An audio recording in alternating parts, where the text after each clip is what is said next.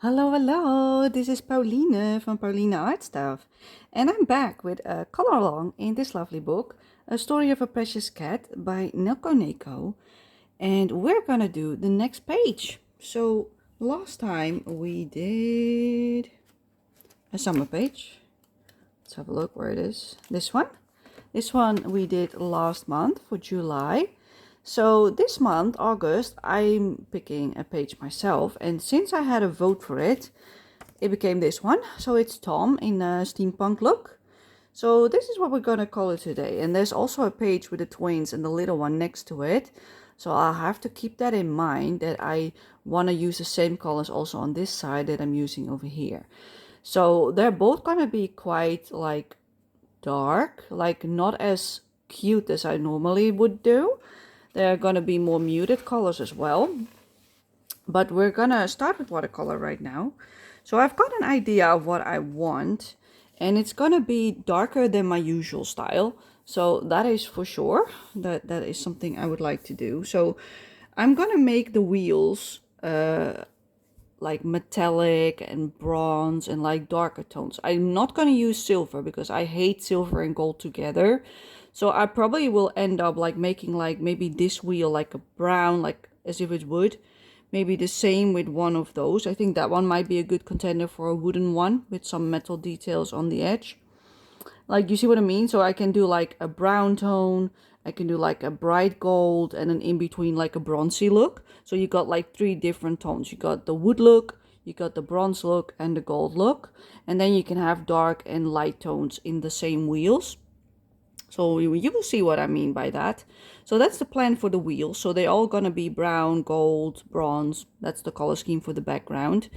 Then for him, I want to give him a tealy blue coat probably, or maybe only the inside. I'm not sure yet if I want this to do it like a brown or if I do the whole coat like a teal bluey greeny tone. Same with the hat. I'm also leaning towards a tealy color. And then for his shirt, I'm leaning to like red for the stripes maybe. And then the pants can be either brown or a green, like a muted green. And then the boots can be brown as well, or dark, like blackish or grayish. So that is the goal for now. I might change it up while I'm working on it, because he also has this little gas mask, you know, for probably for oxygen or something. I don't know. You never know. And he's got these buckles. So there's a lot to color on this page. So today we're gonna just do watercolor. So I got my brushes, which is by Craftamo, that's the brand, and they collaborate with artists. So this is the artist name of which I got my brushes from. So this is a big flat brush, or a big angled flat brush, I should say, number one. And then I got a couple more brushes. I probably will not use the smallest one, but you always know I always grab it and I never use it. So I got a round number 12. That's like this big one because I'm thinking about doing a background this time. So I think might want to use that one for that. And then this is the one I use all the freaking time. And that one we might use for like the stripes and the tiny little bits. So that's why I picked it, but I never end up using it for some reason. So I got my watercolor, which are Paul Rubin watercolors. I spoke last time about the case that was going on with Paul Rubin with an artist. I heard that it's actually all settled down now, and they came to an agreement. They reimbursed the artist. They took it all down. It was just one big misunderstanding apparently, because they hired a company to do their commercial things for them, and they messed up. That's basically what it came down to. So I'm happy to hear that. And I also heard that you can now get tubes, open stock, by Paul Rubin as well from AliExpress. Just so that you are aware of that. That's the update on that front. And now we're just gonna color, because I've talked for way too long. First of all, we're gonna wet the background, not the whole picture, just the background, because I want to start with the background this time. I'm gonna make it like a dark blue, dark green, something like that. Like I'm thinking of colors like this muted paint gray. It was like a bluey gray, and then maybe the turquoise deep mixed with it. So we're gonna like drop it into each other, and then maybe even indigo to darken it up a little bit. Not sure yet what I want it to look like, but that's my idea. And I also really like that tone, so I might add that in as well. So that is the plan. So let me wet the background. So this can work. You don't have to worry with this book. Like I think I got the Korean version. Do I? Maybe I've got the Japanese version. I've got no idea actually. I think I might have the Japanese version of this book now that I think about it. But yeah, you can see, I'm going roughly around all the objects because I just want the background to be wet and not the picture itself, because if that is wet it will seep into the items, and that's not what I wanted to do. I wanted to seep into the background and mix with itself and not into the objects. So that's why I'm trying to go around them, which can be a bit tough with a big brush. But as you can see, I'm trying it anyway. Let's add a little bit more water. And then we're gonna get started. So we're gonna activate some tones. And I'm gonna put this one to the side because I usually only use it for a wedding. We're gonna use a big one, the round one, the number 12. And we're gonna start with that blue tone, which is Payne's Gray A296. That's the one we're gonna start with as our base. Just this tone that I never use because it's like not my type of color. So we're going to use all the colors that I usually don't use that much. So I'm going to add it here. Quite a lot of pigment. I'm going to add some water to it.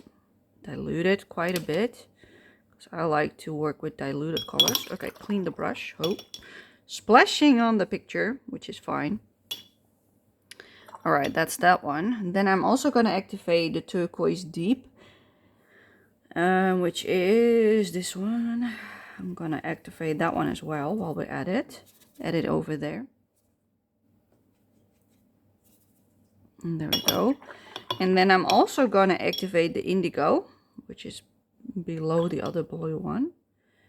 Which is a really dark blue. I'm going to place that over there. Like that's a lot brighter, as you can see. Let's add some water with it. Clean the brush, because there's a lot of pigment. I'm also cleaning my palette a little bit because I moved the indigo into a different color by accident. So that's what I'm doing right now, cleaning it up. Alright, that is clean. And then the last tone I wanted was the sky blue. So I'm also going to activate that one. And also put it on my palette. In case I want to use it, I've got it ready to go as well. There we go. Let's add some water to that one, like a nice blue. So we're going to go for blues and greens. There we go. All clean. And let's start. All right, we're going to start with, let's dab that off a little bit. Okay. We're going to start with the the Payne's Gray A296, I believe. Yes, A296. Payne's Gray. And we're just going to do it like this. And I might need a smaller brush for this. Yeah, I might, but I'm not going to. Just gonna live on the edge. Like you see, there's a lot of water. I do this on purpose because I want it to sag into the next color that I'm gonna add next to it. So that's why I'm making it really wet. So this might be a bit scary for some of you guys, as it is for myself as well. I usually don't use a lot of like dark tones. So for me, this is also a rare occasion. And I find that really scary to do most of the times. But that's why we're doing it bit by bit. So we're not going all around. We're just going to do this section right now. So I'm just going to move it like I do, like this. And I'll stop roughly here. And just work this bit. Make sure I covered it all. And then I'm cleaning my brush. And I'm going to take some of that green tone, which is Turquoise Deep D182. So this one. I'm just going to do like that. And I'm also going to mix it in a little bit on this side. I don't want it too clean. So I'm just going to dab it on like that. Don't want it clean at all. I just want a messy look. And then around him, I might want it to touch the top of the book. I'm going to add in a little smidge more over here to add a little bit more contrast. There we go. So now I'm going to use it here as a base. At least I'm trying to. Yeah, if you're not comfortable with a big brush like I am, then please take a smaller one, because I'm just crazy. I know I am. So don't think like this is the way to go. Usually you have to just grab a smaller one, but I'm not going to. I'm just stubborn. I am stubborn. And I don't mind. Yeah, so we're going for a painterly look this time around. I like doing the wet in wet technique with several colors, letting them blend into each other. That's what I like doing. Alright, let's clean the brush a little bit. Let's go back to the Payne's Gray, the A296, and let's dab it in. Like so. So we are gonna add it in all the way till this part.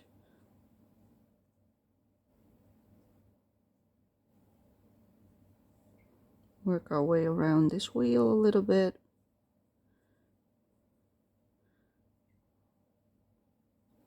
As you can see, I'm trying to be careful around the cogs of the wheels, but you don't have to be like too careful. As long as the wetness is like around the wheels, you're good. Doesn't really matter.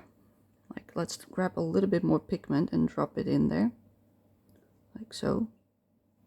It's really wet, as you can tell, like really wet, not a tiny bit, no, really wet. Usually I don't use this much water, but I am today, as you can see. I'm living on the edge today, which is fine. All right, let's move it down. Let's add some more pigment, because here it's still pretty wet. You see, the paper is still quite wet. That's good. I like it. Let's move it about. So you can see that I'm working from section to section, so I got time to move all of this pigment around before I move on to the next part. I also want to do, that's his coat probably. Let's see, I think this might be background as well, so let's add some there as well. So yeah, you want to be careful with this one. Like, if you're uncomfortable just doing this with a brush without masking anything, you could mask all these wheels. So you can just go like over it without being careful. If that's your preferred method, go for it. I never mask anything.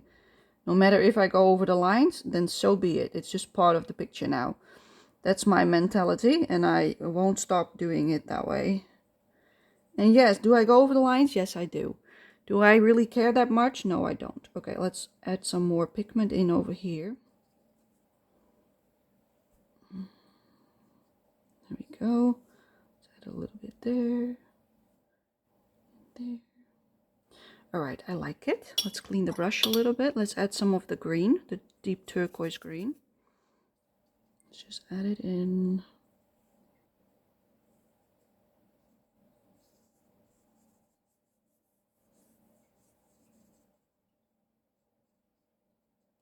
Let's add in a little bit of the Payne's Gray.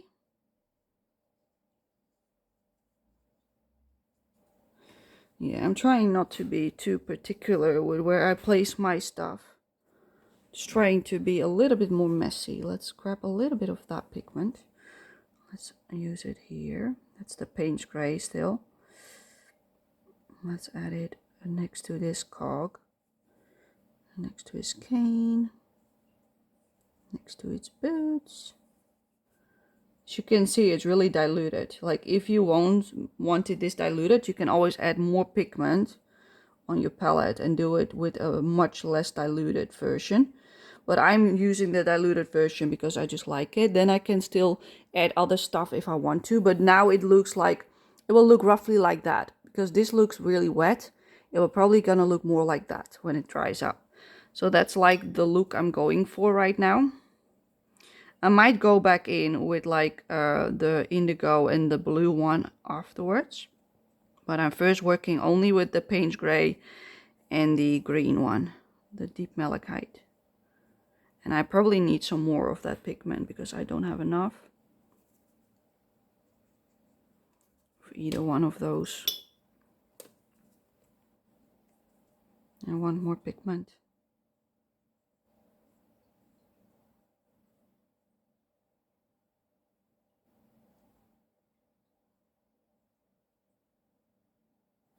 So yeah, we have to wait till the background is dry before we can do those wheels, because otherwise it will just run into each other. So that's the downside of doing this wet stuff.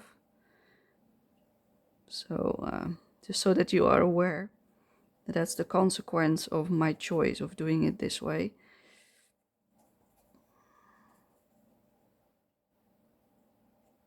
And I'm okay with that. All right, let's make it like a little bit cloudy over here. Let's add some more.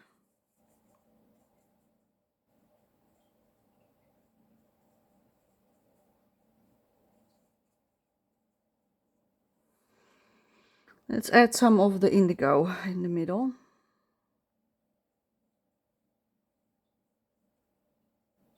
You see, it's a much brighter blue.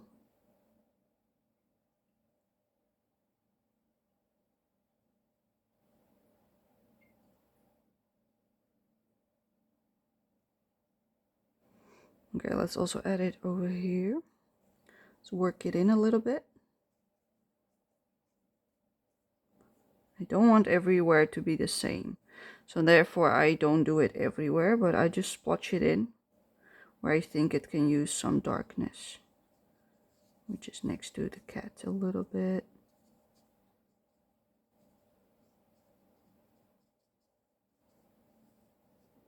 We're being artsy today. Let's add some in over here. Let's move that from his tail while it's still wet. You'll still see it, but less when it dries up. Okay, I'm also going to add some over here while I'm at it. And then a little smidge over there as well. So I want some darkness there as well. Alright, that's good enough, I think. And then I also want the blue on the background of this cog. Carefully.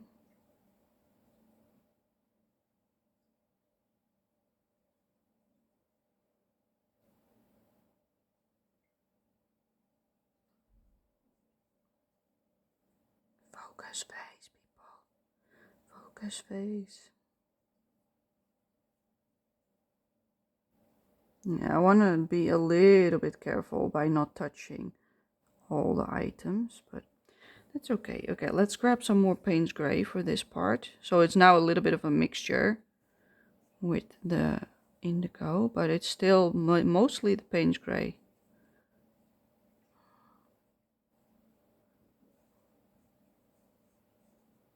There we go.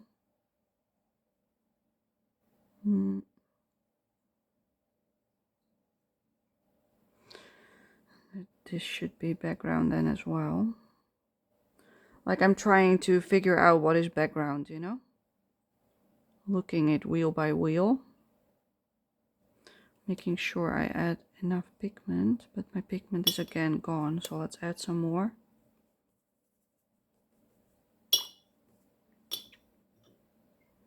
Alrighty.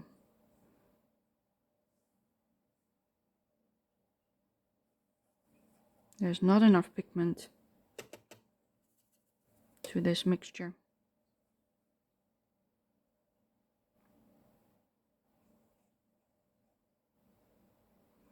Yeah, that shouldn't be blue because there's a wheel. I already make mistakes, people. Yep, I do.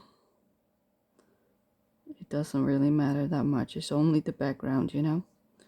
It's all about the cat and the wheels in the end. So even if I mess up, I will survive. It will not be the end of the world, people. So if this happened to you and you did the same thing as I just did, don't you worry. It will all work out. But yeah, it's really wet. It's really wet.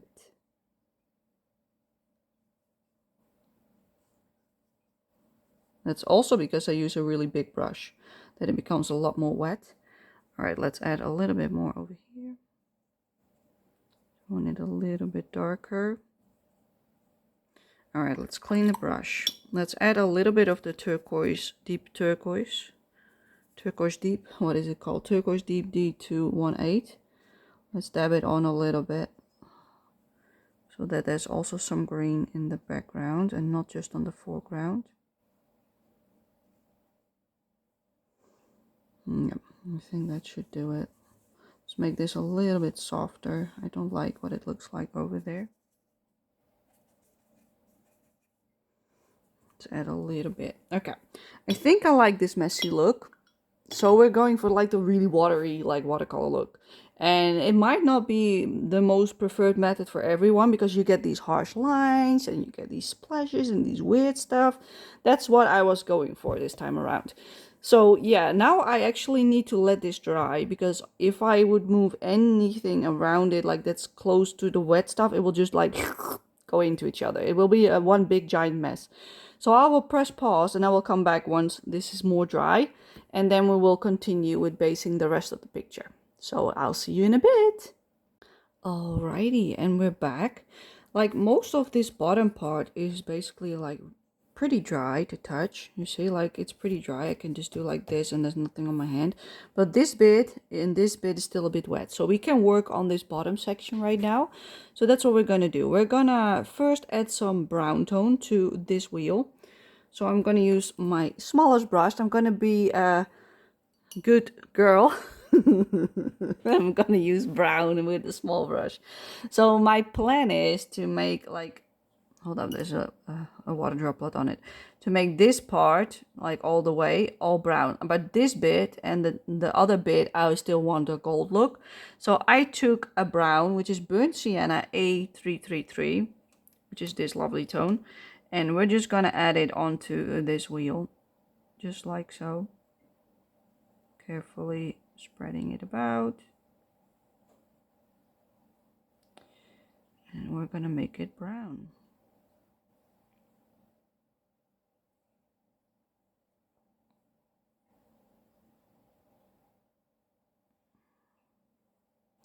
So yeah, we're just gonna base every single bit today, and then maybe later today, I hope, I can do some pencil work on it. Like, I like to let it dry for quite a while after I've done the watercolor, because if it's still wet, you will ruin the paper if you touch it too soon.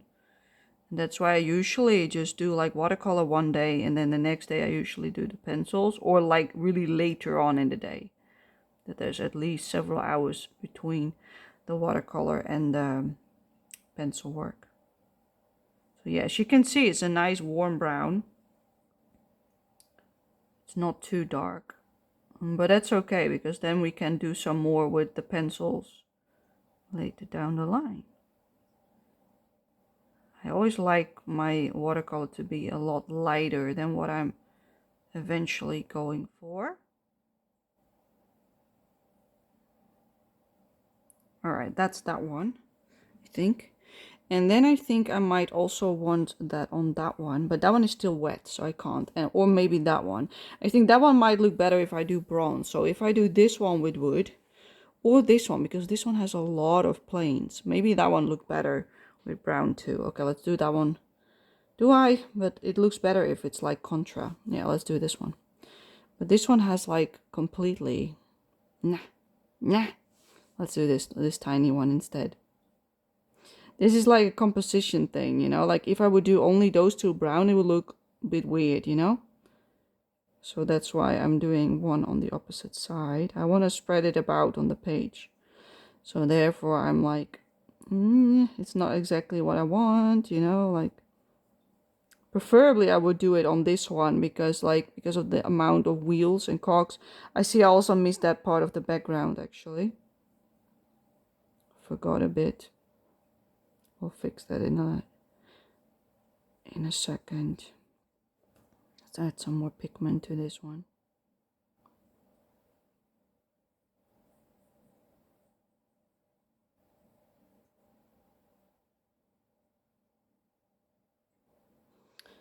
There we go. That's another brown part done. And I just bumped into you guys, I think. I think I also might want some brown on his goggles. Let's put some brown on his goggles.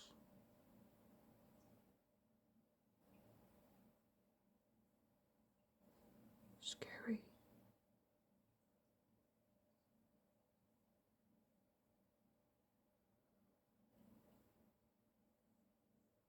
Yeah, I think this is scary stuff. So much detail.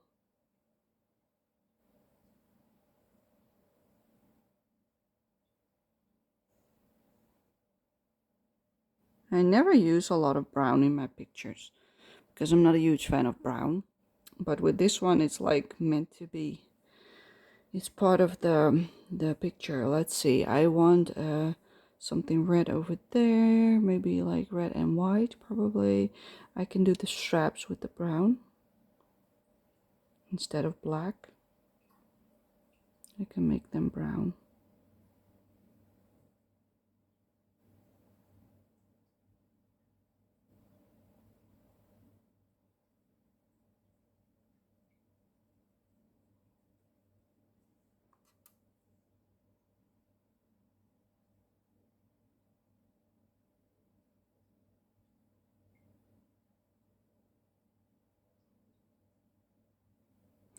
This is like tiny details, fiddly stuff that you have to go around, which I'm not usually a big fan of. I'm not a fan of steampunk at all, to be fair. It's just not my cup of tea, but I do want it to have that look, that old-fashioned look, you know? And that's why I'm going out of my comfort zone with the colors this time around. And choosing colors that you see a lot in the steampunk look artwork. And I think that looks really nice. So we're just going for it. Like the trick with pages like these, if you don't know what to do, is to look up references. You know it's steampunk, so just type in steampunk with like artwork or illustration or, you know, something like that. And then you will see pictures and you might see something you like. And if you find a color scheme that you like, you can just apply it to this one. There's another belt over here. So that's also how I came up with my color scheme. I actually typed in steampunk cat to come up with colors for the main cat. And the thing I found the most is either red or like a tealy green, like those royal tones. That's usually what they've got in their outfits. And everything else is just like the gold, the bronze, the metals basically, and the browns. So that's why that is my color scheme today. Let's also do these straps. So yeah, I will be happy once this is done. It's not one of my favorite pages. That's also part of the reason why I wanted to do it, now that I'm like motivated to do it, you know. Sometimes you are like in the mood for a page, and I was in the mood for this one. Even though it's like in the middle of summer, and it's more like an autumn feeling page in my opinion. It's also in the autumn section, I believe, so it makes sense, but yeah.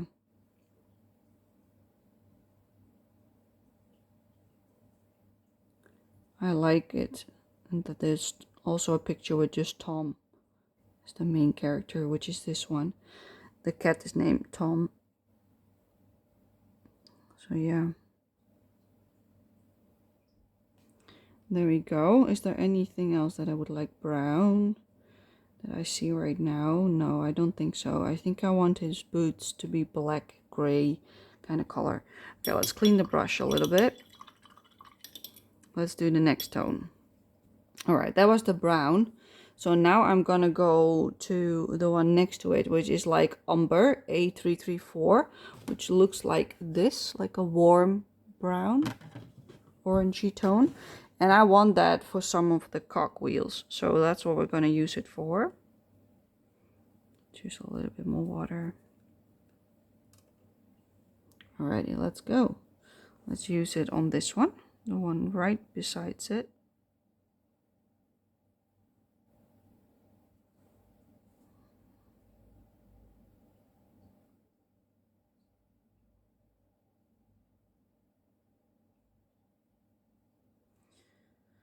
It looks really messy the way I did it with the background, but I think once it's all done, it will look really good. That's what I'm going for. I don't want it to be too perfect because steampunk is not perfect. It's like mainly old things that they make into something new, you know? So therefore I don't want to make it looking too bright, too perfect, anything like that.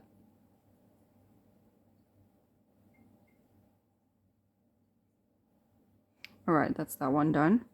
Then I'm also going to do it on this one, I've decided.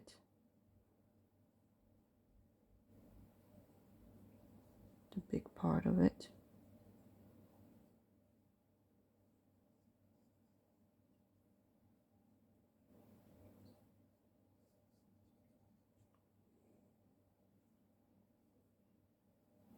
So yeah, it is still hot. The summer is still going on, as I would say. Today it is 32, I believe, degrees Celsius. Which I don't know how much that is in Fahrenheit, but it's warm. Like, not as warm as it gets in some other countries, I know that for sure. But for the Netherlands, that's pretty warm. It's not as bad as our last heat wave, to be fair, because then the humidity was like so freaking high that we couldn't breathe, you know? It was just too humid, and then you don't cool down, you don't have anything basically. That was a tough one. This time I'm doing much better. Even though it's still warm, I feel much better this time around. Also because my body is now a bit more used to the heat than last time. But also because it's not as humid. Like, it might get humid soon because they expect thunderstorms and such. But I haven't seen any yet. That's always a thing with the news, you know, like, are we gonna get it or are we not gonna get it? They never know these days. So unpredictable, the weather, that they just can't predict it right even, you know, like, it is what it is. But yeah, I'm doing much better this time around with the heat wave. So, and it's also not like, it's not really a heat wave. It's more like just a couple of days of heat and then we go a bit down and then we go a bit up, like a couple of days of warmth again. And that's how it goes, like up, down, up, down, up, down. So it's not the worst. So you can still have some cool air in your house from time to time. And that's what I prefer.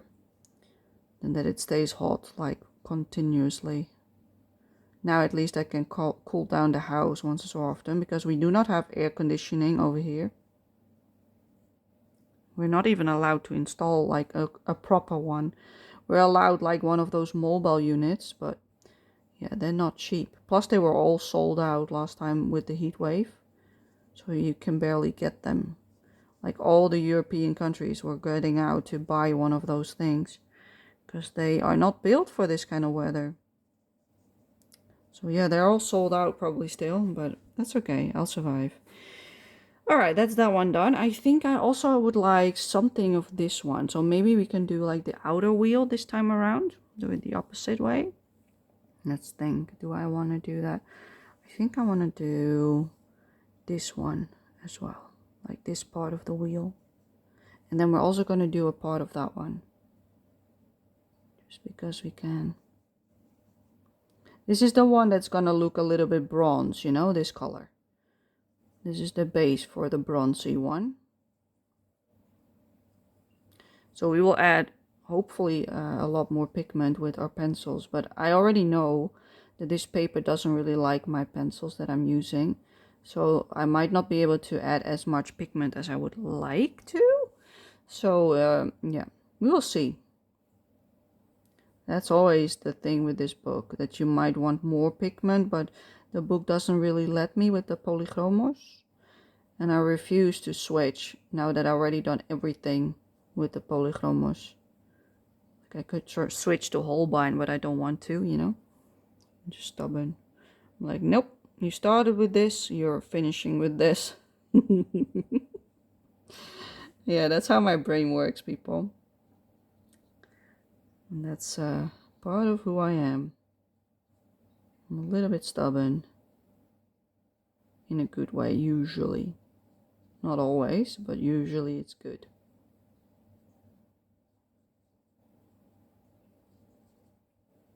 And there we go. That's that part done. Let's move a little bit over there. All right, let's also do a little bit on this one. So I'm gonna do this inner wheel. This one. I'm putting my hand underneath my arm like this so I can lean on that instead of on the paper. Because otherwise I'll ruin what I just done. And if you're like incapable of doing it this way, then I would suggest to either turn your book upside down so you can lay it down on that side of the page, or wait for the other parts to dry. Those are your options if you're not comfortable doing it this way. Just a little trick. Because it gives you a lot more stability if your arm has a resting point where you can move from. I'm also going to do this outer wheel with the same tone.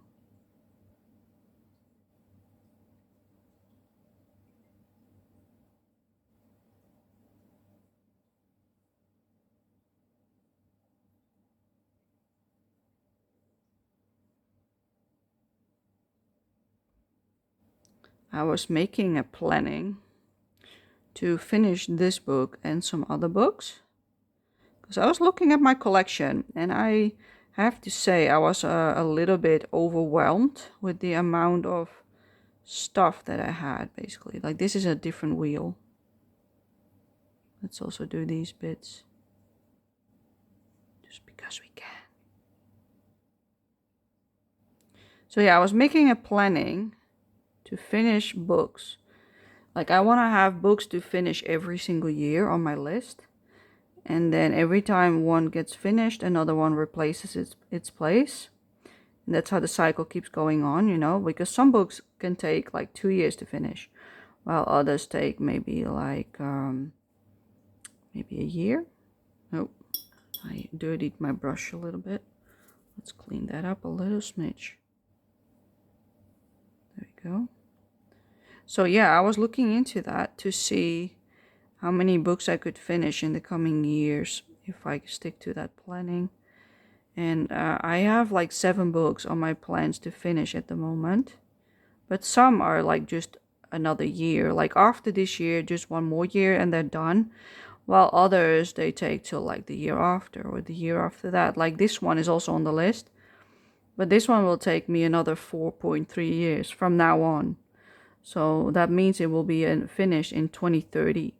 Like 2030, you know, 2030, the year. So yeah, that is a long time away, you know, too far from my bed show, as I always call it. Yeah, I like this spread it about look. All right, let's clean the brush and let's go to an even lighter tone. So we used the brown, we used the umber, and now we're going to go to this one, which is Yellow Ochre A234, which is like more of a golden look. And we're going to add it on. That is still wet. Like, what the? Okay, let's go to this side then. Do I know what I want? No, I don't. Okay, let's do this one.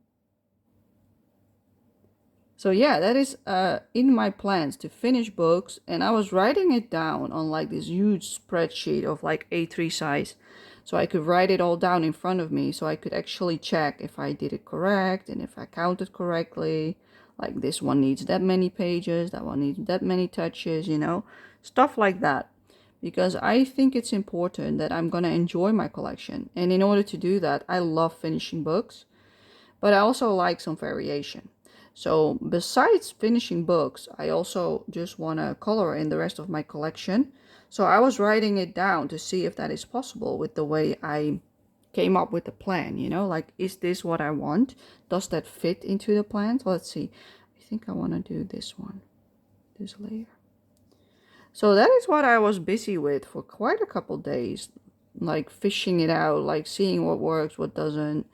And of course, I still have to try it out to see if it actually works in practice, because like something on paper might look amazing, but in reality, you might turn yourself nuts, you know, like, what the fuck did I do to myself, you know?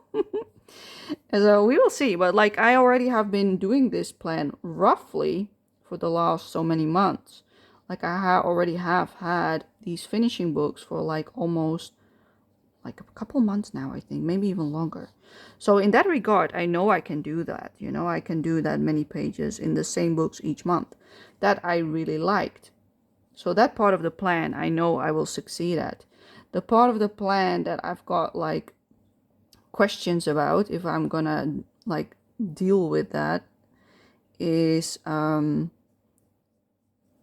like touching everything else in my collection. So I made categories for each month. One category is for like, for instance, my Eerie books, because she's one of my favorites. So I want to spend more time on them.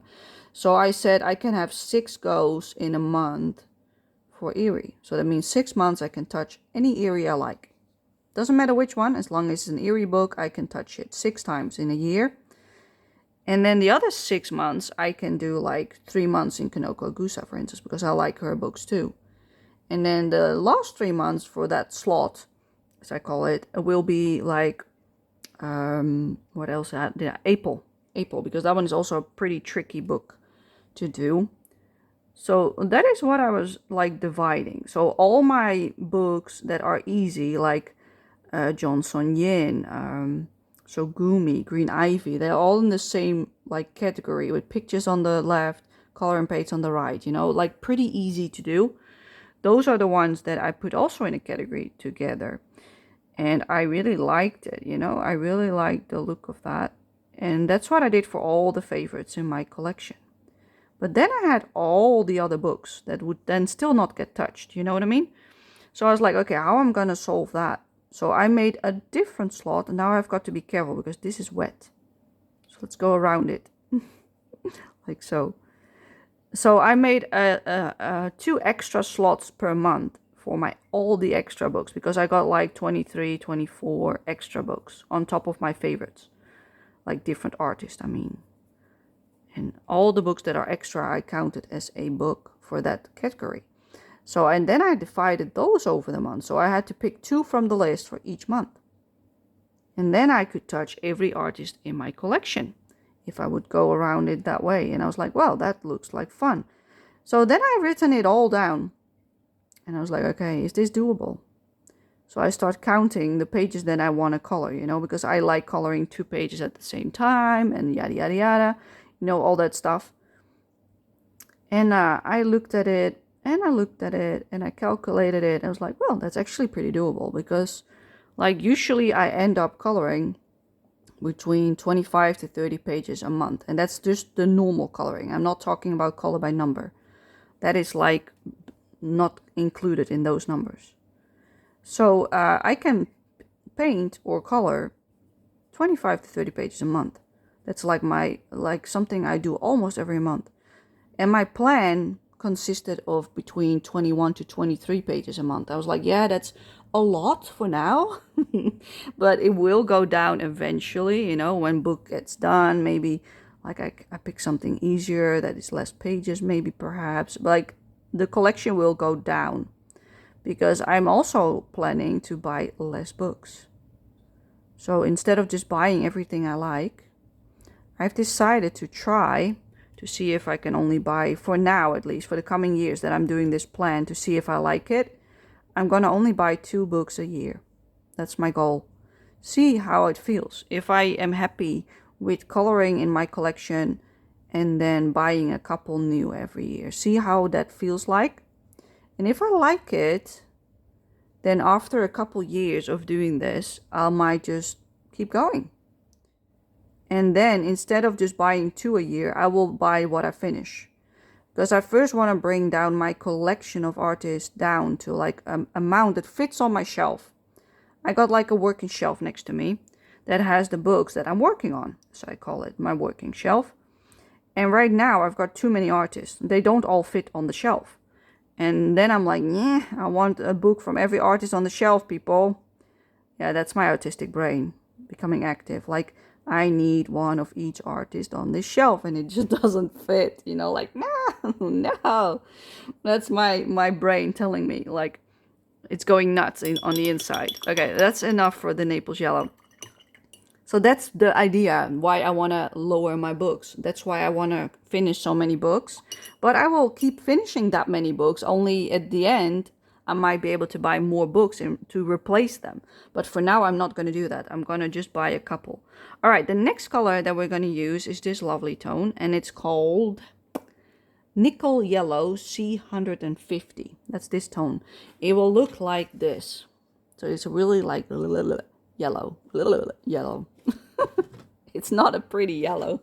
It's a muddy, like, yellow, as I would call it. Like, I don't know how to describe it. It's not a pretty color. It's like a ugly pea color. Pea. Like really disgusting pea. But that will fit the picture. Trust the process, Pauline. You got this. So yeah, because I got too many artists that don't fit on my shelf, and because it overwhelmed me a little bit, that as well. And that is also my autism playing up, because like my autism likes structure. It likes knowing what to do, and it likes me to stick to it. That's what it likes. That's why my sister and I both have like this iron motivation and iron will. If we come up with a plan, we'll stick to it till the end, basically. That's because of our autism mostly, and also because of our upbringing. We've always learned to just keep going. If you keep going, you will manage to get it all, you know? You will get there. Just keep going. I think the most difficult part of it all is usually to start, you know? To start coloring or to start whatever activity you want to do. And that's where most people fail. They don't even start. But yeah, because of our autism, we are pretty good at that. And our upbringing also helped with that, because we had a really structured life when we were young as well. Like that was just part of the upbringing as well, you know, like we had tasks, like not like a ridiculous amount, but we had tasks. Everyone in the family did something, whether it was cleaning the table or doing the dishes or whatever, you know, we all did something, which is logical if you're like a household with many kids. At least that's around here, that's normal. You all help out. So that's what we had when we were growing up. And that really helped us to know some responsibility. You know, we also had like side jobs very early on, even while we're still in school. Yeah, we grew up with just like knowing what discipline is, basically. And that's still stuff that we still do till this day. We put it on ourselves. Like we say, you have to do this now, and you have to do that, and this, and that, and you know, like we're like going crazy usually. Maybe you go a bit too far. But it can be helpful in certain situations. Not always, but in this kind of situation with coloring books, it can be really helpful, because you will stick to your plan. If you come up with it, you will stick to it. You keep yourself accountable, as I call it. And yeah, I like that part of it. There's also a lot of downsides to being autistic, but this is a positive thing, in my opinion, in most situations. Not all, but in most. Yeah, this is a really ugly yellow. Don't you agree? So yeah, I will show you this plan of mine in a different video, because I would like to show it to everyone. And see how it goes, basically. I'm still working out the details, like what, because I want to create more free space at the end of the month. That's why I also want to downscale my collection a little smidge. Like it doesn't have to go down to like whatever, like little amount. I just want it down so it fits on the shelf, and that I have not too many things on the list to color every month. That's the goal. Okay, I want this clock to also have this light tone. I'm gonna do scary stuff.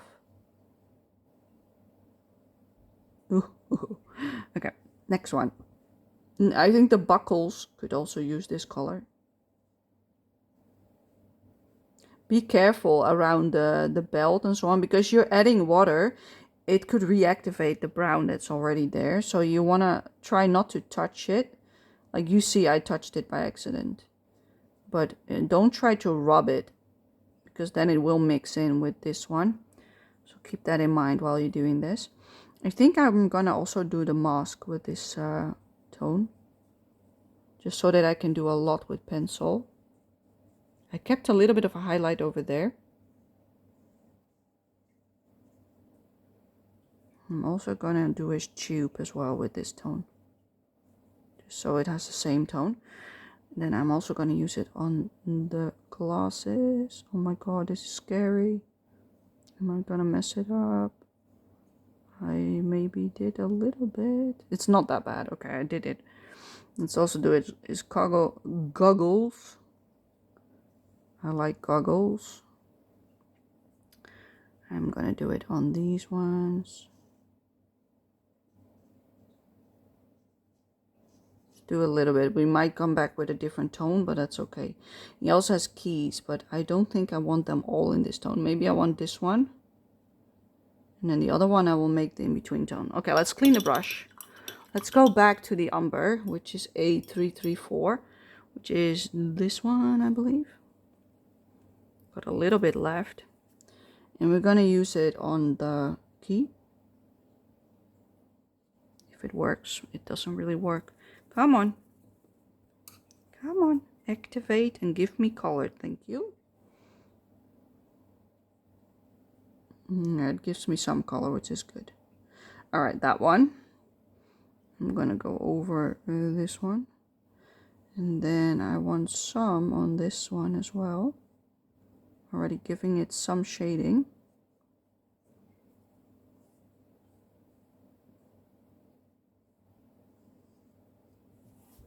Okay, oh, I got an itch.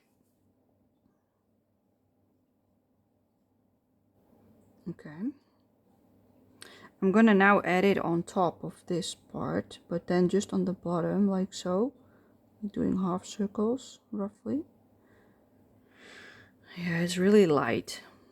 You might not even be able to tell that we've done that, but we'll see. Adding some shading.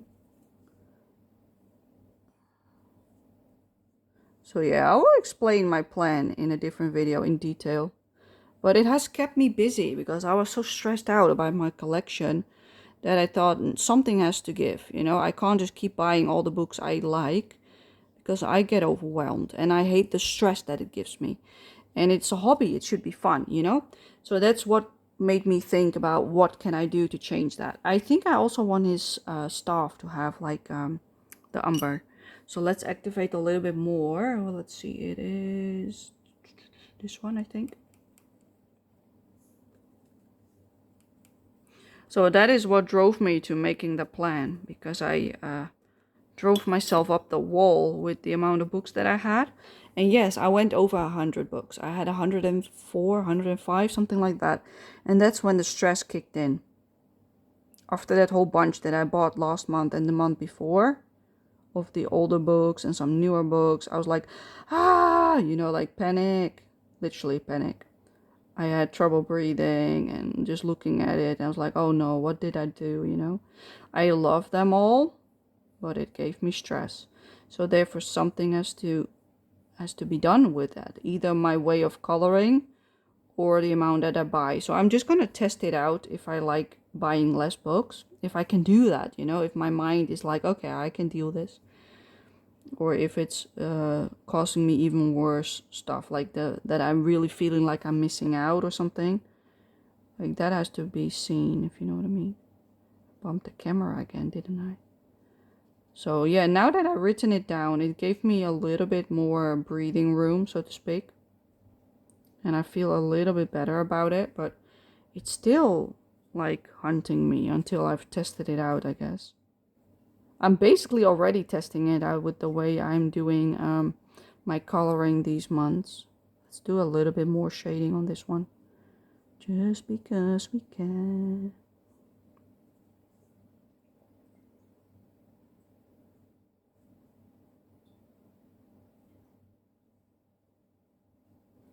Yep. Alrighty. I think I want to do the rest of that with pencils. Do I want anything else with this tone? We forgot the buckles on his shoes. I want those browns again. Those straps. Alright. Let's do that then. Let's clean the brush a little bit. Let's take the brown. That is the burnt sienna A333. I'm gonna do the shoe straps. So I forgot to do them. So yeah, I've been busy, keeping myself busy with planning and silly stuff. But like, it's not really silly if you have so much trouble with it, you know? If your brain is telling you like, I need to do something about this, then that means you have to do something about it. Instead of just leaving it and just keep buying it, I thought like, this is the time. If I want to do something about it, this is the time. And if I fail and I still want to buy all the books after like a couple years, then I have to just change the plans. And I'm okay with that, you know, if I have to change it because of that reason. We're going to do some on the cat actually, but before I do so, I'm going to first show you the beginning of the book to see how I colored him there. Because this is Tom. Hold up, let me put this there before I put it in paint. This is Tom. So as you can see, he has some brown underneath his chin, some on his ear, and like on those parts. So that's what we're going to do first. We're going to do the brown. So let me put my palette back, put it back in place so you can see what I'm doing. And let's go. So he has some brown underneath his chin. So let's place it there. He had some on his left ear, so I'm also assuming he has some on his right. This cat is like same on both sides, I've decided. And then he had some on the top of his leg. Let's add a little bit more pigment. And some on this leg. And some on his tail.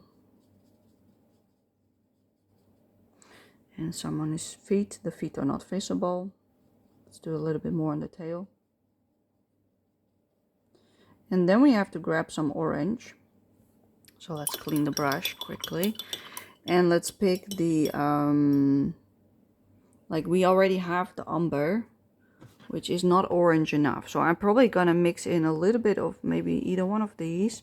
I think the cadmium yellow would do just fine. So let's add a little bit of the cadmium yellow to it, which I think is this one. So we're doing umber with the cadmium yellow. Yeah, that becomes this nice orangey tone. Perfect. Okay, let's clean the brush because I don't want it that thick. Dab it on a piece of paper and take some. And then we're just gonna work it in like so. Like he had also a lot of white on his fur as well. So I don't want to give him too much, if you know what I mean. So we're just gonna add some orangey into the brown. Like so. And some over here. Mix it in a little bit with the brown. And some on his tail as well. You see how messy I am when I do this? I'm already making a texture basically. Alright, and that's everything that we do, I think, for the fur. Let me check one more time if I messed it up in his face, because I don't know if he had more color in his face. I already forgotten. He has more color on his face, yeah, so only his snout is white. My god, I'm choking. Okay, let's add a little bit more on his face. Because he only has some white over there. Like all of this was a little bit orange. So let's add quite a bit more. There we go. And then we need some pinkish tone. So we're gonna take some rose red B212. And we're gonna add it here. Take a little bit of that tone. Maybe a little bit more. We need a lot more. Let's just mix it in. Fuck it. This is like a reddish orange now. We need it to be lighter. So I'm gonna add some white to it. Yeah, I like reusing stuff on my palette. Like, see what I'm doing? I added white and now it becomes this salmon-y pinky tone. And that's what I want for the blushies and the cheeks. Clean my brush a little bit. And let's go. So that's what I do for blushy. See how beautiful that looks? Let's add a little bit of blush. This dude also wants a little bit of blush. Let's do also some on his nose. Some on his ear.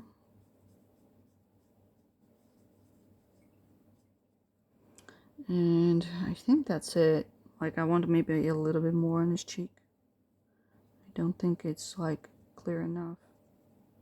Alrighty. He has got blue eyes.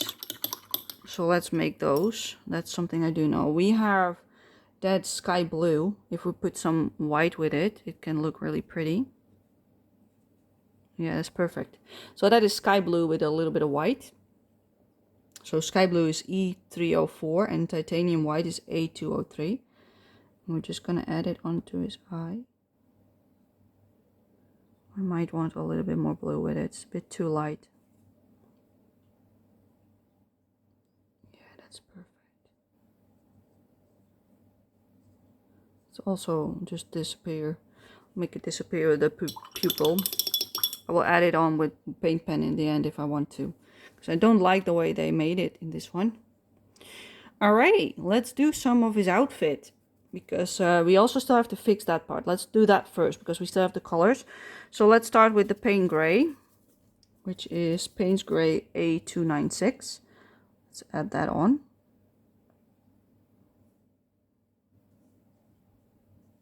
Let's add a little bit of the indigo A298. Let's just add, it's not really working. There we go, a little bit of that on it.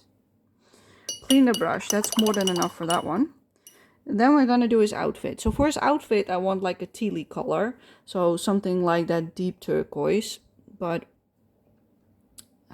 lighter. So let's take some turquoise deep, which is D182. We already had some here, but we need more. There we go. Let's add some water to it so it moves a bit better. Clean the brush. That's a nice dark tone, but I also want a lighter version of it. So I'm gonna remove that color with a little bit of tissue. I'm also gonna remove the indigo. Just remove these two. Take a little bit of space. And then I'm gonna add some white to the mixture. Put it there. I'm gonna take some of this and I'll put it there. Like we get a lighter tone. I want a bit more. A bit more. Something in between, you see? Like a moody, greeny tone. Let's clean the brush because there's way too much pigment in it right now that I don't like to use. Let's start with this tone. So you have to mix it before using it because it will separate. We're going to use this on his coat and on his, what do you call it? No, we're going to use it on his coat. I don't think I want it on his head. I think I just want it on his coat for now. Okay, so let's use it on the inner part of his coat for now.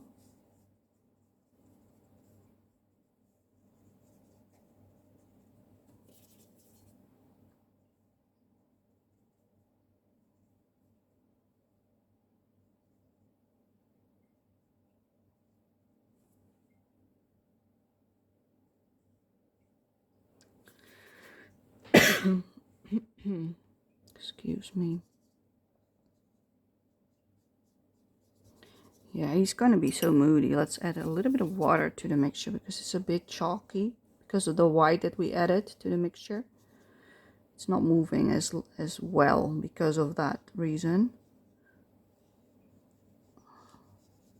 In order to avoid that, you could use zinc white instead of titanium white, but I only have titanium white.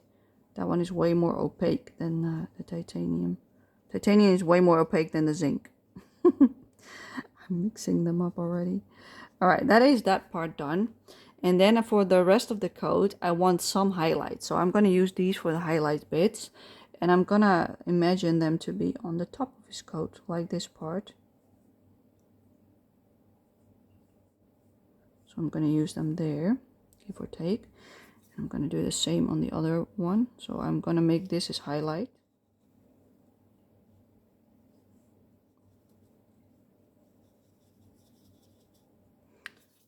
And then I'm going to do the same on the left of his jacket.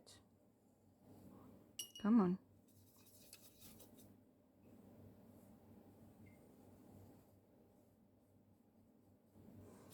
And on this side a little bit as well. Alrighty, and now we're going to go into the deep turquoise. And we're just gonna add it on the rest of the coat.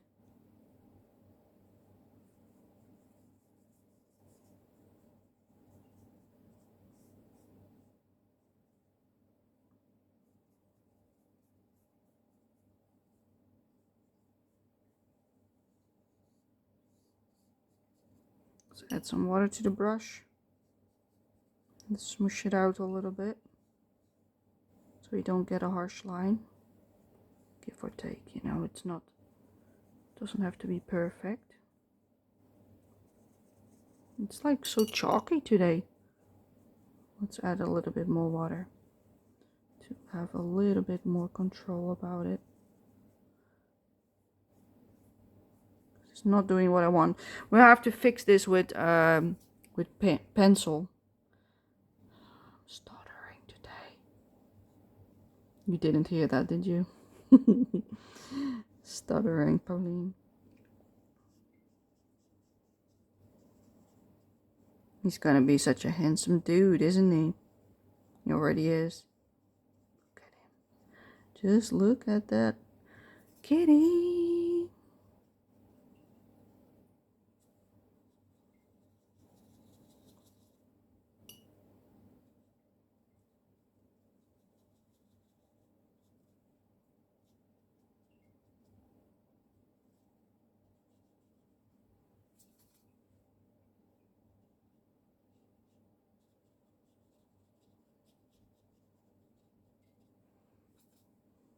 I almost grabbed the blue. Uh-oh. Yeah, he's not dark enough compared to the background, if you know what I mean. So we need to add more depth with our pencils with the next stage. Which is fine, you know. It's a process. It's not precision on, like, doing watercolor on a coloring book is a lot different than doing watercolor on watercolor paper. You can do so much, you can get away with so much more if you use actual watercolor paper than when you can in a coloring book. It just doesn't work the same way. Like, you can still make pretty things, that I'm not saying, but it's definitely a different experience than when you're doing it on watercolor paper, which is fine. You'll get used to it over time. Okay, as you can see, I did not do the inside on the coat. That is because I'm still thinking of changing it, because I also did that green, but I'm thinking maybe I do want it red. And I just made it green. We're gonna change it. So what I will do now is I'll just take water. I'm just gonna drop it on there. Like so. And then it will activate roughly, and I'm just gonna like have a tissue and I'm just gonna dab it like so. Dab it off. Be careful. Do not be too rough. And then you can lighten it up quite a bit. See? That's what I mean. You can take away quite a lot of pigment. This paper can take some. It can take quite a bit of abuse, as you can see. But yeah, I'm reactivating it basically and just wiping it off because I changed my mind of the color I want. It's too much of the samey same in my opinion, so that's why I want it gone. I want something else.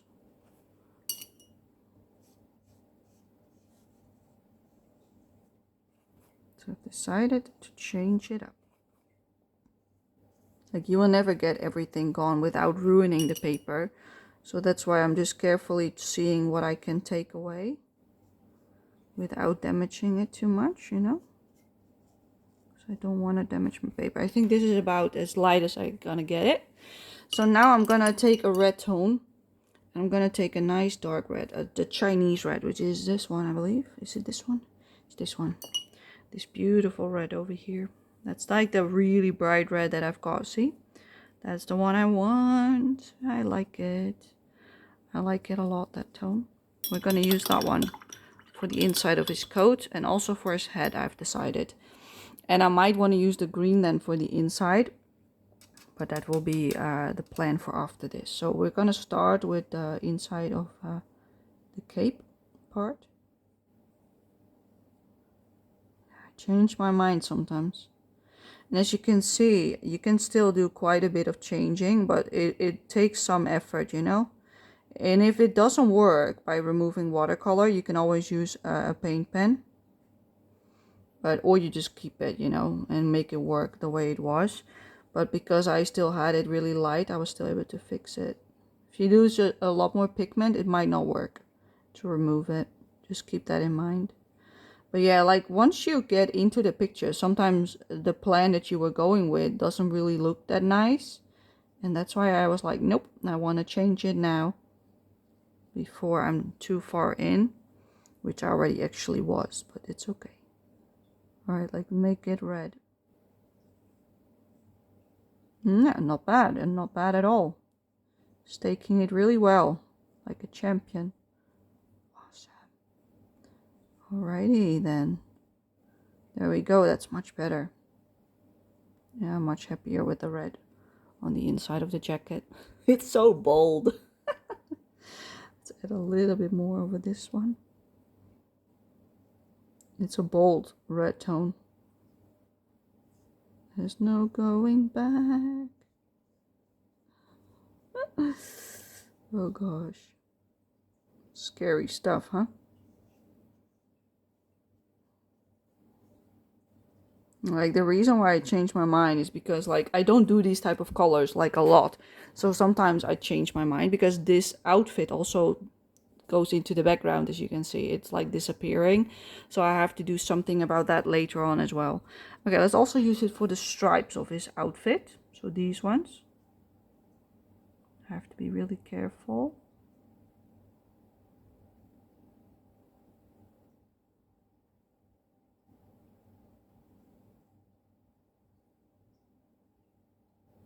He's such a royal cat. Yeah, I love this book so much. Even the pages that I'm not a huge fan of, I still like them. Like this one I didn't like that much. I didn't like the lantern page that much, but it turned out amazing. That's what I mean. Even the pages that are my least favorite are still amazing to color.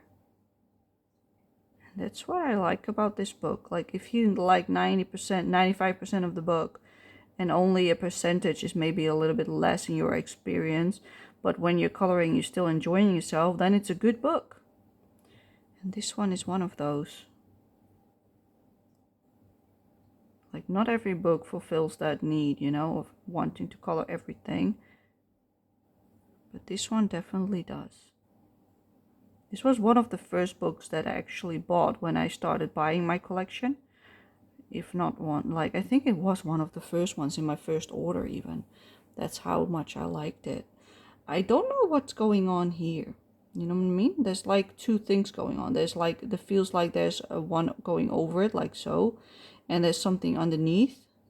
And then this, all of this. Yep.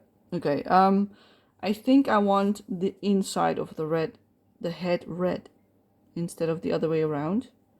I think I want this part red, and then the foreground the greeny tone, like the coat.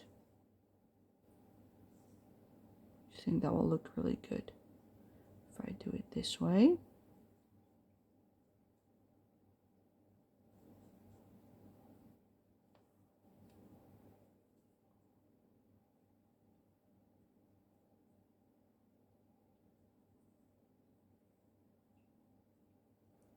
Can't wait for my new polychromos pencils.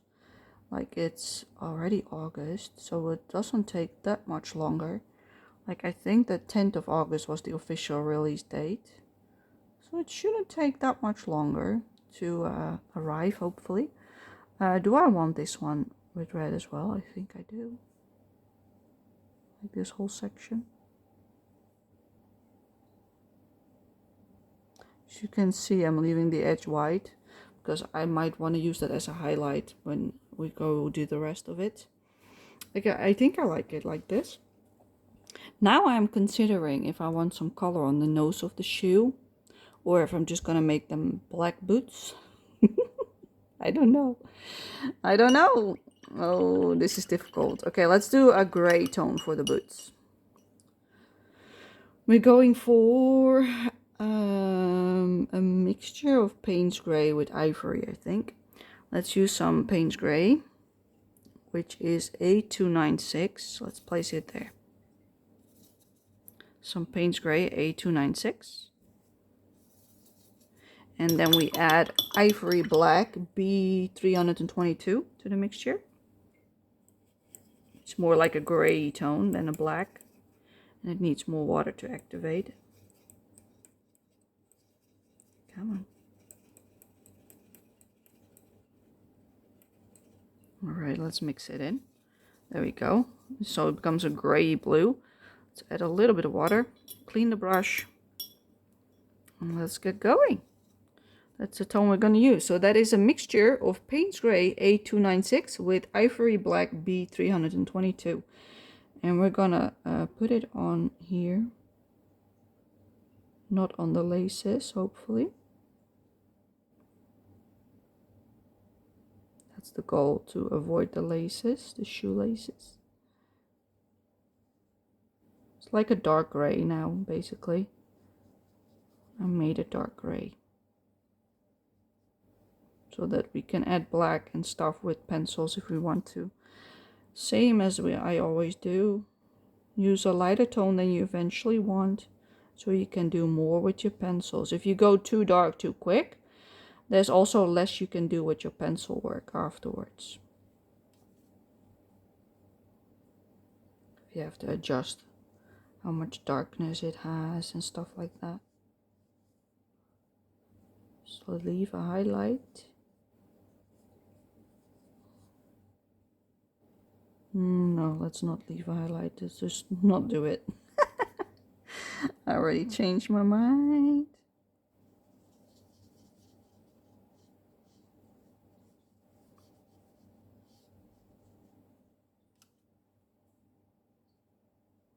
Still need to do the pens as well. I think I'm going for a dark green or muted green for the pens, I think. And that's what my feeling is telling me to do. Instead of a brown. Like a brown is maybe a bit too much, you know. I think a green might be better. Even though with an outfit this colorful, I would love a brown pens. But I don't know if that will make the rest disappear, you know. Like the buckle and so on. The belt buckles. That's why I'm like not leaning towards the brown, but towards a green instead of a brown. As long as it's a muted green, I should get away with it. So that's the next goal. We're gonna add some green on the pens. Alright, that's black for the boots. Do I want any other black? No, not right now. I think if I do, I will add that on at the end with the pencils. Okay. It is so colorful. Alright. Yeah, you can tell that it was a different tone. It's not like the nicest red right there. There it looks a lot better. Alright, let's do the green also on the head. So we take the deep, turquoise deep, D182 turquoise deep. How hard can it be? I need more pigment. That's what I need. There we go. That's better. Let's put it on.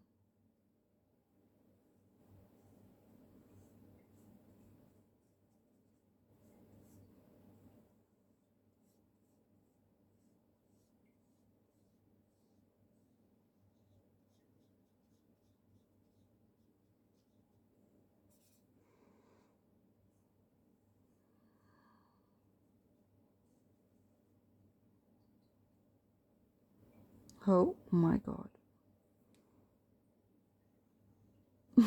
Ruining the red part. No! It is fine. It already happened. It is too late.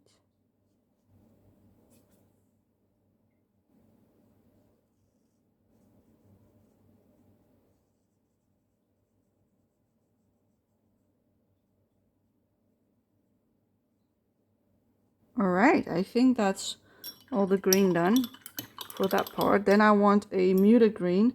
So I think I'm going for Oh, the olive green is also an option. Yes. Do I want the olive green or do I want the hookah's green? Like, I'm thinking maybe that one or that one. But that one is still really present. Maybe I do want the olive green or a mixture of the both. I think I want to mix them. All right. Let's remove this color. Let's remove that ugly yellow. Oh, it's very hideous. Let's use a little bit more water.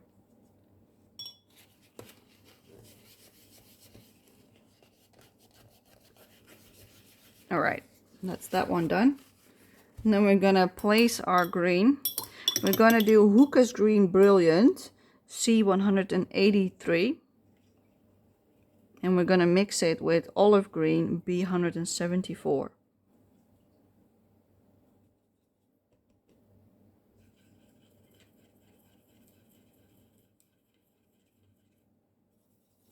To make a muddy green.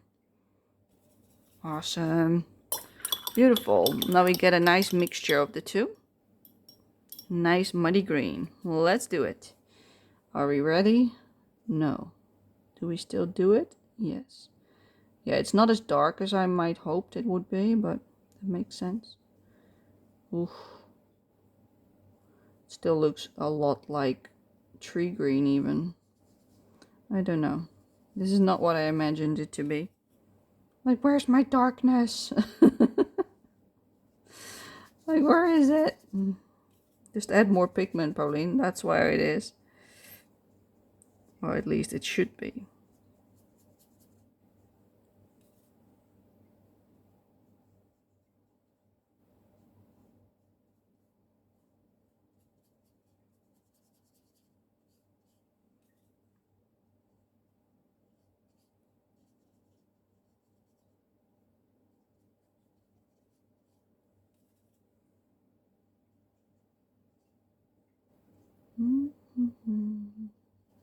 I've been starting on my Kuma Bear page with the buddy with my sister.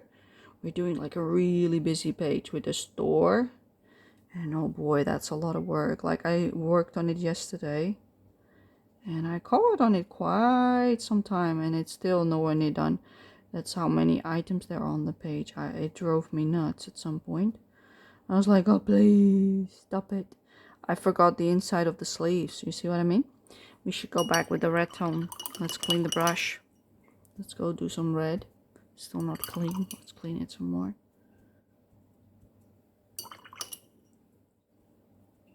Alrighty. Let's do some red on the inside of the sleeves.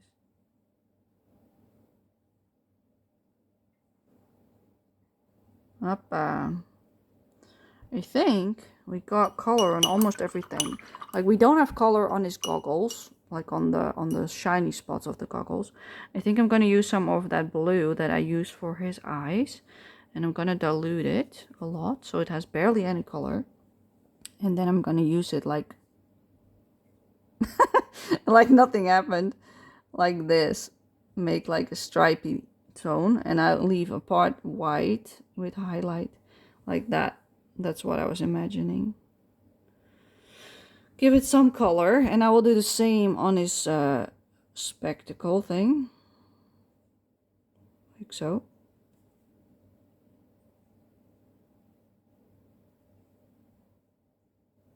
So you can see there's a glass in there. And then I can also use it for shading on the outfit. I have to be careful because I'm activating colors. One swipe and never touch it again. Okay, don't touch it, Pauline. You're gonna mess it up.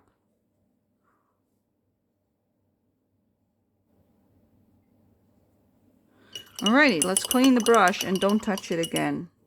Are there any bits that I've forgotten? I don't think I did. What is this? Is that the background as well? Probably. I can do that with pencil. I think everything has a color right now, but yeah, he's not the most handsome right now, is he? He looks a bit... That's what he looks like. But we're gonna leave him like this for today. And then when he's dry, I'm gonna do some pencil work. And hopefully, fingers crossed, he will work out. Wish me luck.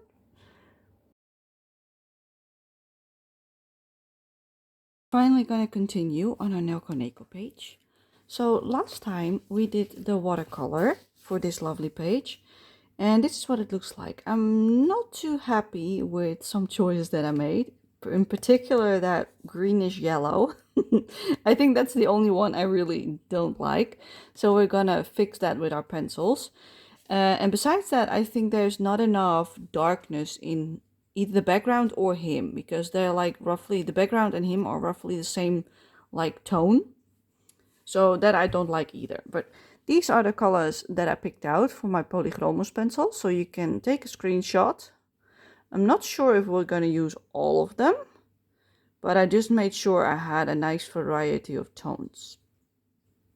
So let's get started. Let me pull up my sleeves a little bit. Yeah. Oh my god, it's so...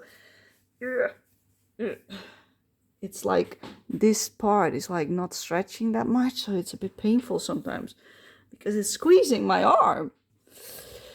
All right, let's get started. We're gonna start by covering up the ugly yellow. That's my first goal. Cover that shit up. So we're gonna start with this tone, 180. So let me zoom you in. There we go. And let's get started. So 180 is raw umber. That's our first tone for today. So today is actually the 12th of August. It is a Wednesday? Tuesday? No, Wednesday. I think it's a Wednesday because yesterday I did groceries. So it is a Wednesday. And I told you I wanted to have it done way sooner in the day or in the month. But I was just so tired, and I still am. I'm way too freaking tired to do this. But I want to do this right now, and we will see how it goes. But let me explain what we're going to do. I'm going to use this as my shading tone. So what I want is to have like this side lighter and the inner part next to the other wheel darker. So that's why I'm going like this. Just shading like this inner section. Don't press hard with your pencil. Just gently go over it. That's all you need. Because if you press, it will bleed through the other side. And if you do this, you can see the same color coming through. And that's why you can't press too hard. With the polychromos, that is. If you're using a different pencil, you might be able to get away with it. Behind this one, I'm going to place a shadow because it's behind that one. And I will do the same over here. Use some darkness because of those wheels. So yeah, I've been really tired this month, and like ever since I got ill like 3 months ago, I think it was. When was it? I don't even remember. I remember that it was with the first heat wave that hit us, like the dome of heat. That is when I got ill like really badly, that I got like my fever. Before that I had my infection with my antibiotics. So around that time, ever since then, I've just been tired, like really tired. And no matter how much I sleep, I don't seem to feel better. But yeah, I'm also chronically ill, so it makes sense, you know, that I'm not really perking up. Because I'm chronic fatigued and all that stuff. And that doesn't really help me when the weather is too hot to actually function. My body has so much trouble just like getting through the day that I'm just too tired to do anything. You can probably also hear it a little bit in my voice. Even though today is like, yes, I'm tired, but my brain is like clear. If you know what I mean, let me know. Like, it's like this foggy mode. If like my brain isn't functioning, that's what I call it, like foggy mode. You probably know what I'm talking about. Like, that's what I want. You see what I mean? It already looks much better. So that's what we're also going to do for this thing. So we're going to do the bottom and the left bit a little bit.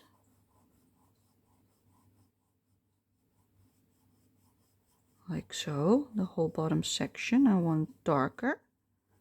Just covering it up. Is it ugly? We're covering it up. This side I'm not touching. I want to do that with black at the end. So we're not touching that. So now we're going to go to these ones. We're going to start with this one because this is the outside one. So I mainly want my shadow just as a circle around this thing. I don't want to do too much, you know, like just a layer, take the next one and the next one and done, basically. I don't want to have to go over the same object like 10,000 times. That's not my kind of style of coloring, I would say. I like to keep things simple.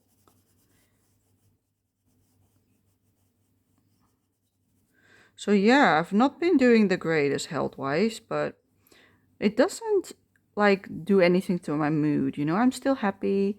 I'm still coloring. Like even when I'm not well, I color even more than if I'm well. Because if I'm well, I'm also going to do other stuff in the house. But when I'm unwell, I try to keep my mind occupied by doing coloring. So I do actually a lot more coloring when I'm not well. I really like how that looks as well. Like you could just leave it like this and it looks amazing, you know what I mean? It doesn't need anything else if you don't want to. So now let's do this one. So we're gonna do again the shading on the bottom. But yeah, I've been struggling, you know? Just the energy level is so freaking low that I've been struggling getting through the days, getting out of bed. Because I sleep horrible at the moment because of the heat. But like we had a few cooler days, hence why I've got my little thingamabobby on.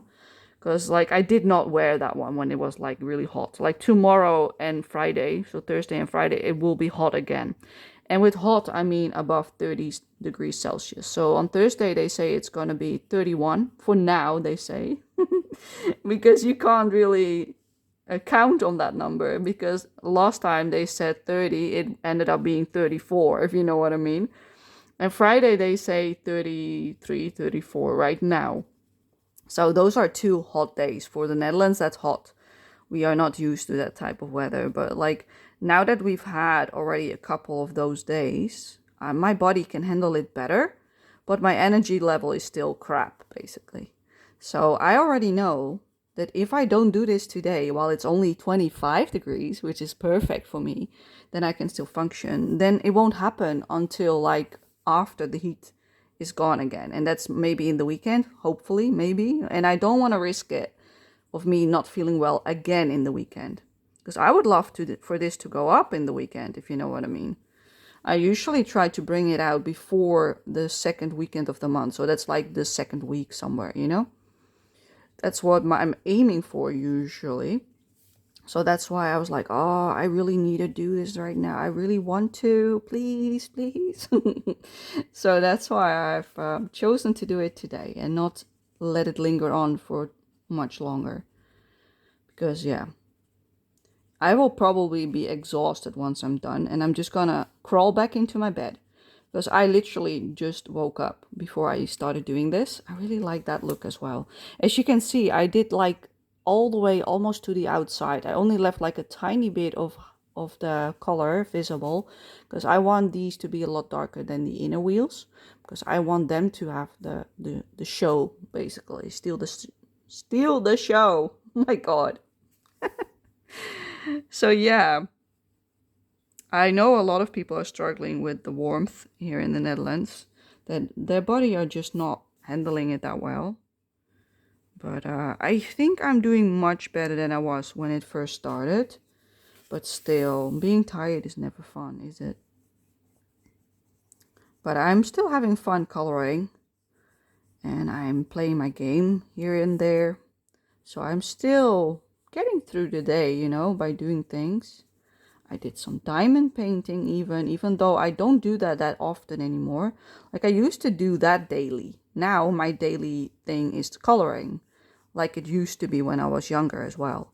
But because I couldn't do that anymore, I replaced it with diamond painting. And now that I'm able to color again, I'm doing coloring again. You get the, you get what I'm saying, right? But when I'm like so bad that I can't even hold my pencil, that's when I fall back to my diamond painting. And that's how terrible it has been. So this morning I was like, like this, you know, shaky. And I just like right now, like I'm still shaky, you see. I can't really hold my hand still. But when I'm holding this, look how steady it is when I'm holding it. But when I have to just try to hold my hand still, I'm like shaky as hell. So yeah, I have to be careful when I grab stuff not to drop it, because my grip when I'm trying to pick stuff up is not the best. But besides that, I'm doing fine, you know, like I just have to get going basically. So as you can see, I've got these 3 tones next to each other. We just use this one. So right now I'm just going to pick that one because we might not even use that one.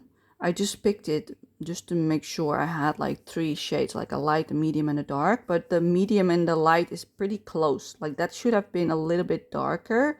But I didn't want to go to the orangey tones, if you know what I mean. I wanted to stick with those to mute this down. So I don't want to enhance it. So I don't think I'm going to do that one. I'm going to do that one instead because it's more muted. So, and it also looks more similar to that one. So I hope it will mute it down. And we're going to use light yellow ochre, 183. So that's why I picked this one, because I wanted to make sets for the type of wheels.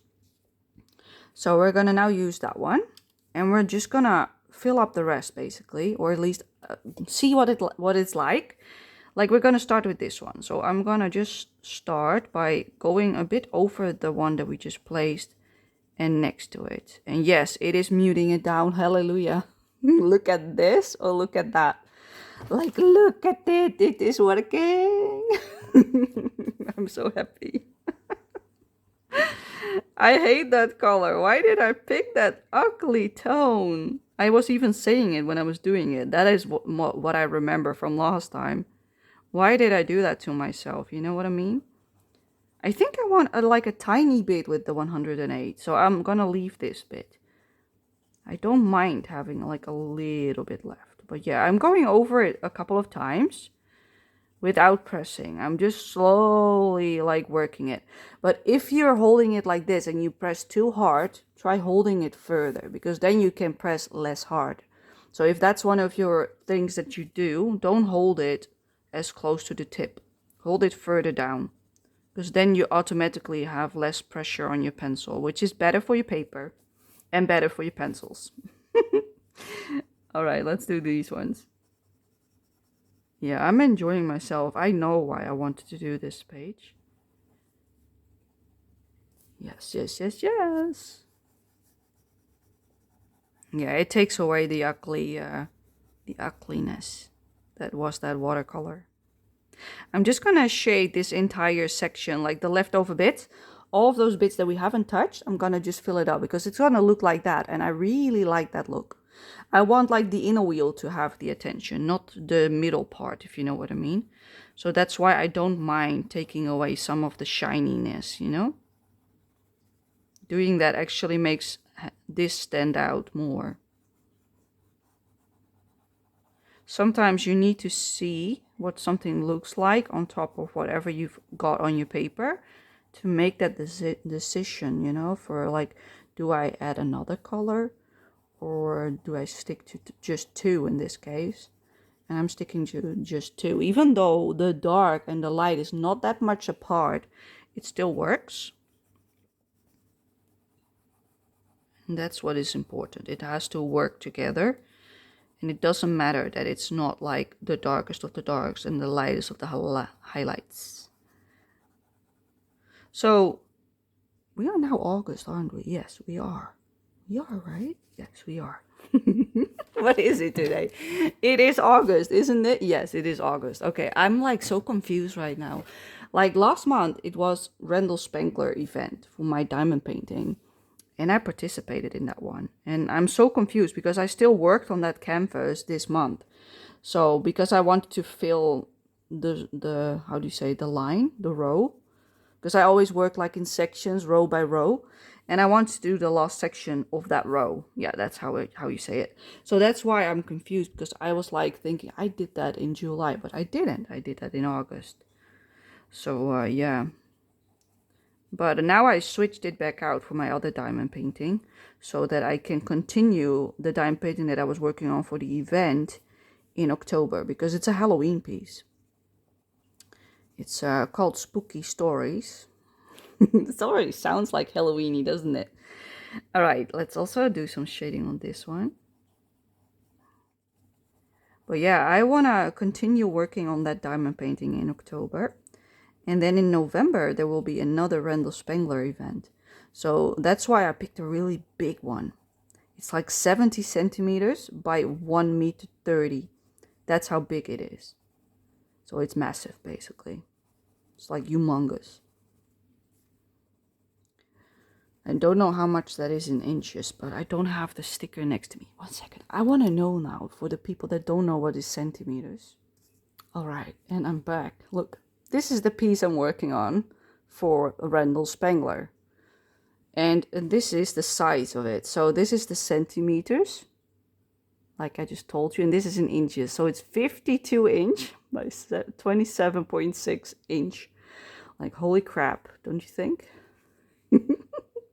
It's massive. Like right now, I am like done with this left part. I don't have done his snout. So basically up till there.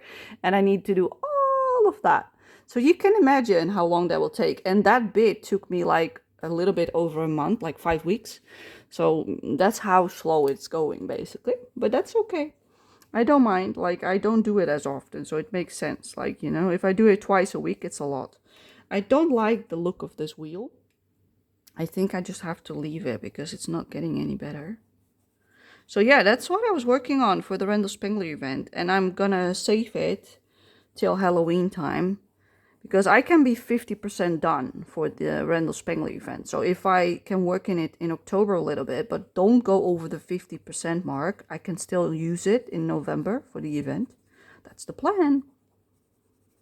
So I can't wait. Even though we just had an event, I can't wait for the next one, because he always does live streams. And then you can see him working on a piece live on YouTube. And I'm like, yes, I need this in my life. And I get so excited, you know, every time it happens. You can hear it in my voice. Like, look how ugly that is compared to this. Like, what did I do? Oh my God. My poor page. Yeah, I wasn't a fan of what I did last time. That's probably also the reason why I was like, what am I gonna do to fix this bullshit, you know? Well, I know now. We're just gonna cover it up with pencil. I also have new polychromos on the way. Well, that's not actually true. I already received one set of polychromos pencils that I pre-ordered myself when they became available back then. And they arrived yesterday, 2 days ago? I don't even know. Somewhere this week.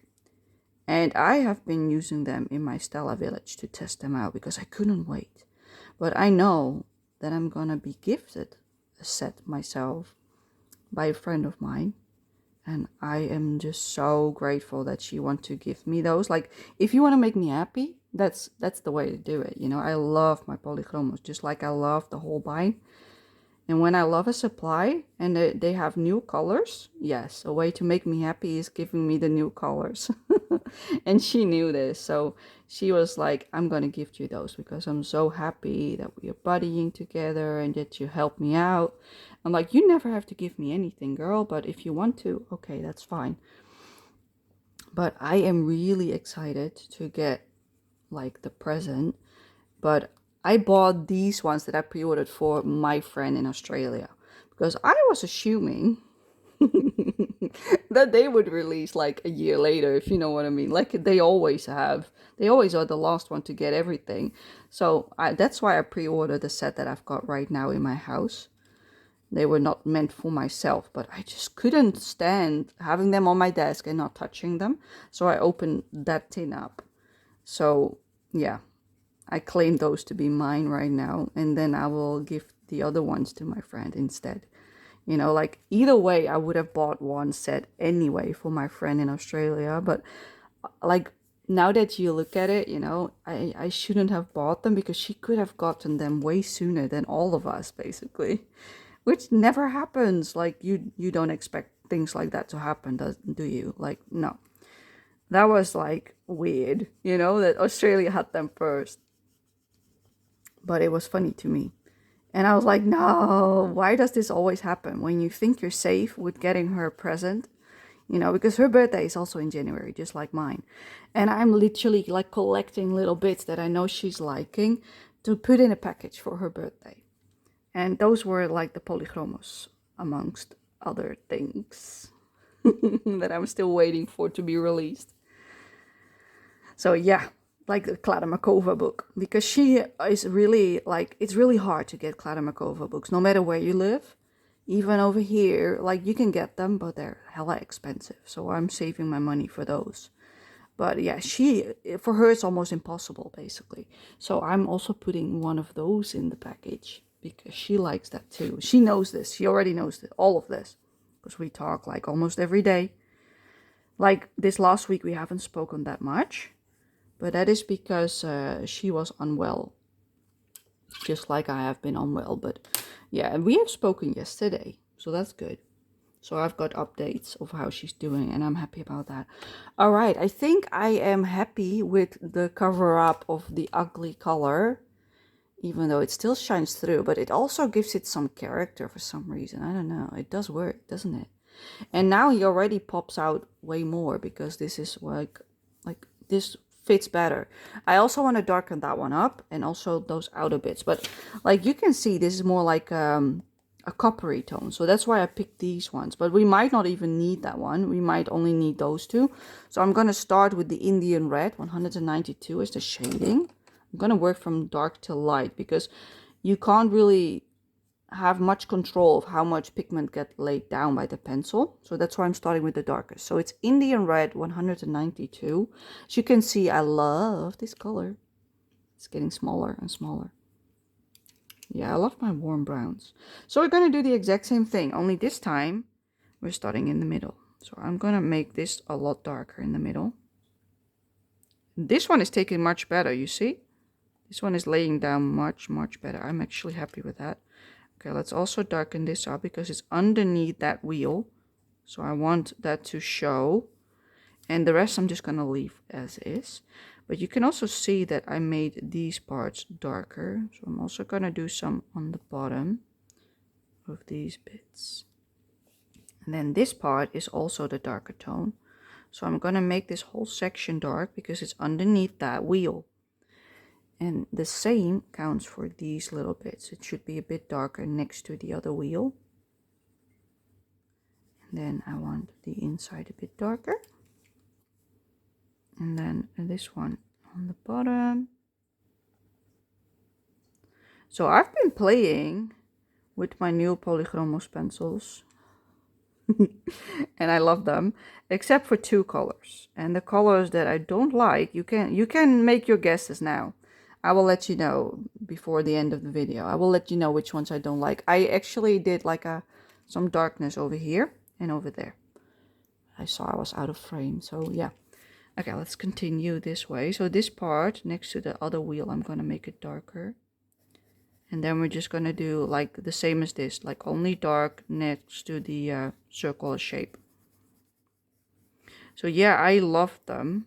They're like not exactly my type of colors, but like the pastel tones are really like nice and muted, but they fit with the rest of the polychroma set. That's how I should say it. Like I would have loved for them to be more bright, but like they look bright when you see the barrels, but they are definitely not that bright when you use them.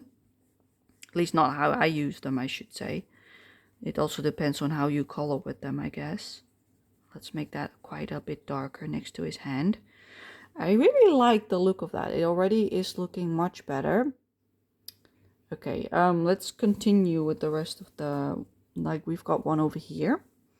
So I'm gonna do the exact same, dark next to the other wheel. And then the rest of it just dark on the inside. All around.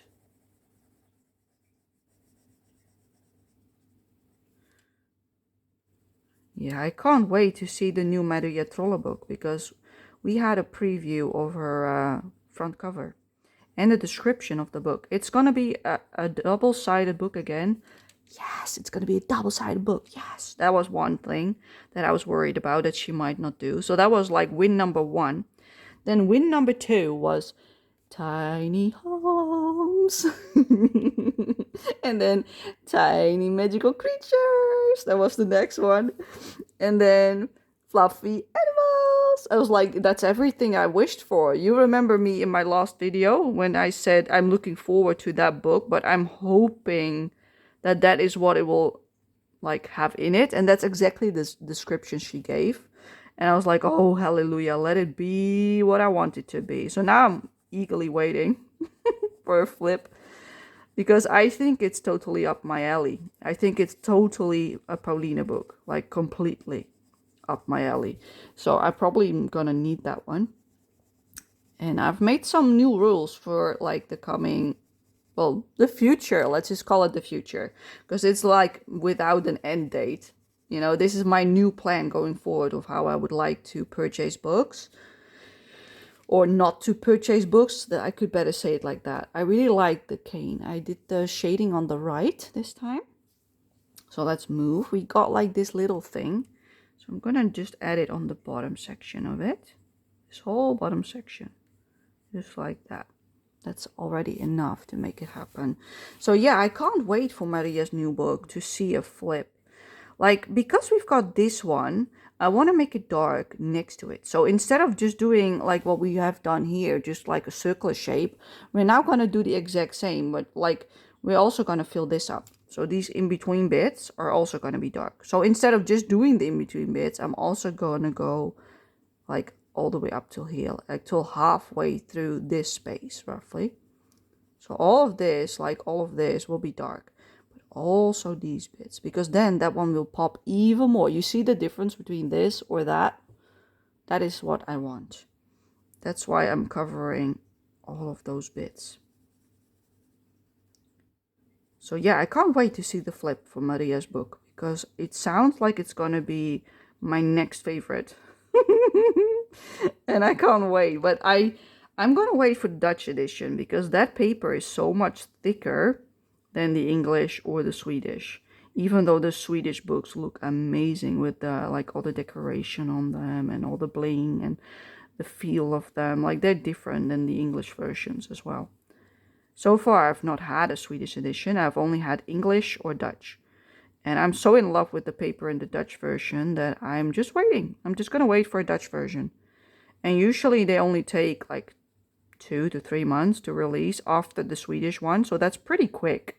Like the English one usually takes way longer, like 8 months to a year, depending on the publisher. So yeah, I don't have to wait too much longer, you know. Once it's released and I know I want it, it's just a matter of waiting until it's available on Amazon the Netherlands, because that's where you can get Dutch editions from Maria Tolles books, in case you were wondering. That's where I get mine usually. So yeah, I can't wait for that one to be shown. I hope it's everything I'm dreaming of, basically. I hope it will be. I can't wait to see it. I'm also going to add some to the bottom of this watch because I think it's not dark enough. Like the shading. Like, look how beautiful that looks. Like, I like it. Yes. Okay, we also have this ginormous one. So with this one, you think like, how are we going to tackle this one, Pauline? We're going to start in the middle like we have done before. So we're going to darken the part around the middle section. That's how we start. Just nice and simple. And then we're going to have a look at the rest of it. But we're probably going to do a similar situation as we did with the one we started with on the left. So this is the part that I said we're definitely going to do. So what we did here is work our way into these bits. So we're going to do the same here. So, but because it's next to the cat, I'm going to make all of this dark. All of this. So next to the cat, I want it all dark. All of this I want dark. Just simply because it's next to the cat. And I'm going to do the same here next to him. Just make this whole section dark. And the same next to this one. Make it all dark. So that's like the shading from like the cat. That's step 1. Then step 2 is I also want some shading going inwards here. So instead of going really rough, I'm just going to do it really lightly. Like so. And we're also going to do that for this part. Lightly. And we're doing the same for this one, lightly. And the same for that one, the last bit. Also lightly. But then you've got this whole outer section. You're like, yeah, but what are we going to do with that one? We're going to do the opposite. We're going to start on the outside. And we're going to add only on these little bits. We're going to add some shading, but leave the edges alone. You see what I mean? Don't touch the edge. Don't touch the lines. Try to avoid them. Because in that way, it will pop out more. Like you will define the shape of the wheels, basically. The teeth, whatever they're called. These things. What are you calling them? I will look it up, put it on the screen if I can find out. But in Dutch is the tandwiel. So the tooth wheel. That's what it's in, like, you know, that's what it is in Dutch. I don't think that's what it's called. You've got cogs, you got wheels, and you got those things. No idea. That's like the difficult part of it not being your native language. You know, English is my second language. Dutch is my first. So you just don't have an idea. I also want some shading next to this wheel because this one is on top of that one. So we're going to shade next to that one. And then we're going to stop shading. And we're going to do a different tone. So that's how you do that one. That was all the bronzy looking ones. So now we're going to take the next tone for the bronzy looking one. So I have these two, like I told you. We're going to take that one, the 188, which is this one, I think. It's sanguine, I think. Something like it. I think so. Yes, it is. Sanguine, 188. All right, let's just stick to this one. We're gonna fill up next to it and over it. See what it does, if it like smooths it out or if it needs more. Yeah, I think it's perfect. So we don't need a highlight tone because we can use the watercolor as a highlight tone. So where I want my highlight is on this outer section mostly. This whole section on the left, I want it darker. So I'm just gonna shade all of this. Roughly up till this part, and then I'm gonna lightly do like that, really light. And with this one I'm also gonna extend it a little bit, but no further. And for this part I'm gonna start the shading here. So this whole section has not been touched, like roughly this part. See? So this whole section I am gonna fill up, simply because I don't want this to stand out. I want the focus to be on him and those like really nice ones, not this one, whatever it is. I don't like this one. It's a boring one in comparison with the rest of them. So that's why I'm not bothered of it fading to the background. That's why we're doing it like this instead of giving it more like show, charm. That's what it's looking like. So let's go to this one. So with this one, I will do the same. I'm just gonna cover up the rest of it, basically. We might leave like a tiny edge. Maybe, yeah, I think so. Let's leave a tiny edge that we don't touch. So we're just gonna blend it in with the other tone so the transition is better. But do not touch the entire section. Leave a little edge, the watercolor color. Like so. You see what I mean? Like this edge, leave it. Do not touch it. Don't go all the way to the line. That looks really amazing. It does. I like how soft it looks on just out of blue. Like before it looks really like rough, like you just stopped coloring. And now it looks like it's all smooshed out and faded together. Even though we barely did a thing, basically. It looks amazing, you see? So soft. Even though we barely did anything. Gorgeous. That's what I like about using watercolor first and then pencils on top. It automatically makes it nice and smooshed together. We're gonna do this one over what we just did all the way, but I'm trying not to touch the left side. I'm trying to leave that highlight, which is difficult, but I think I managed. See how much darker that is now? I like it. So this wheel here on the back, we're just going to fill up the rest of it. Just ignore that it's there. We don't want the attention on that one. We want it to fade to the background. That's why we're filling it up, just like we did with the big one. So just fill it up.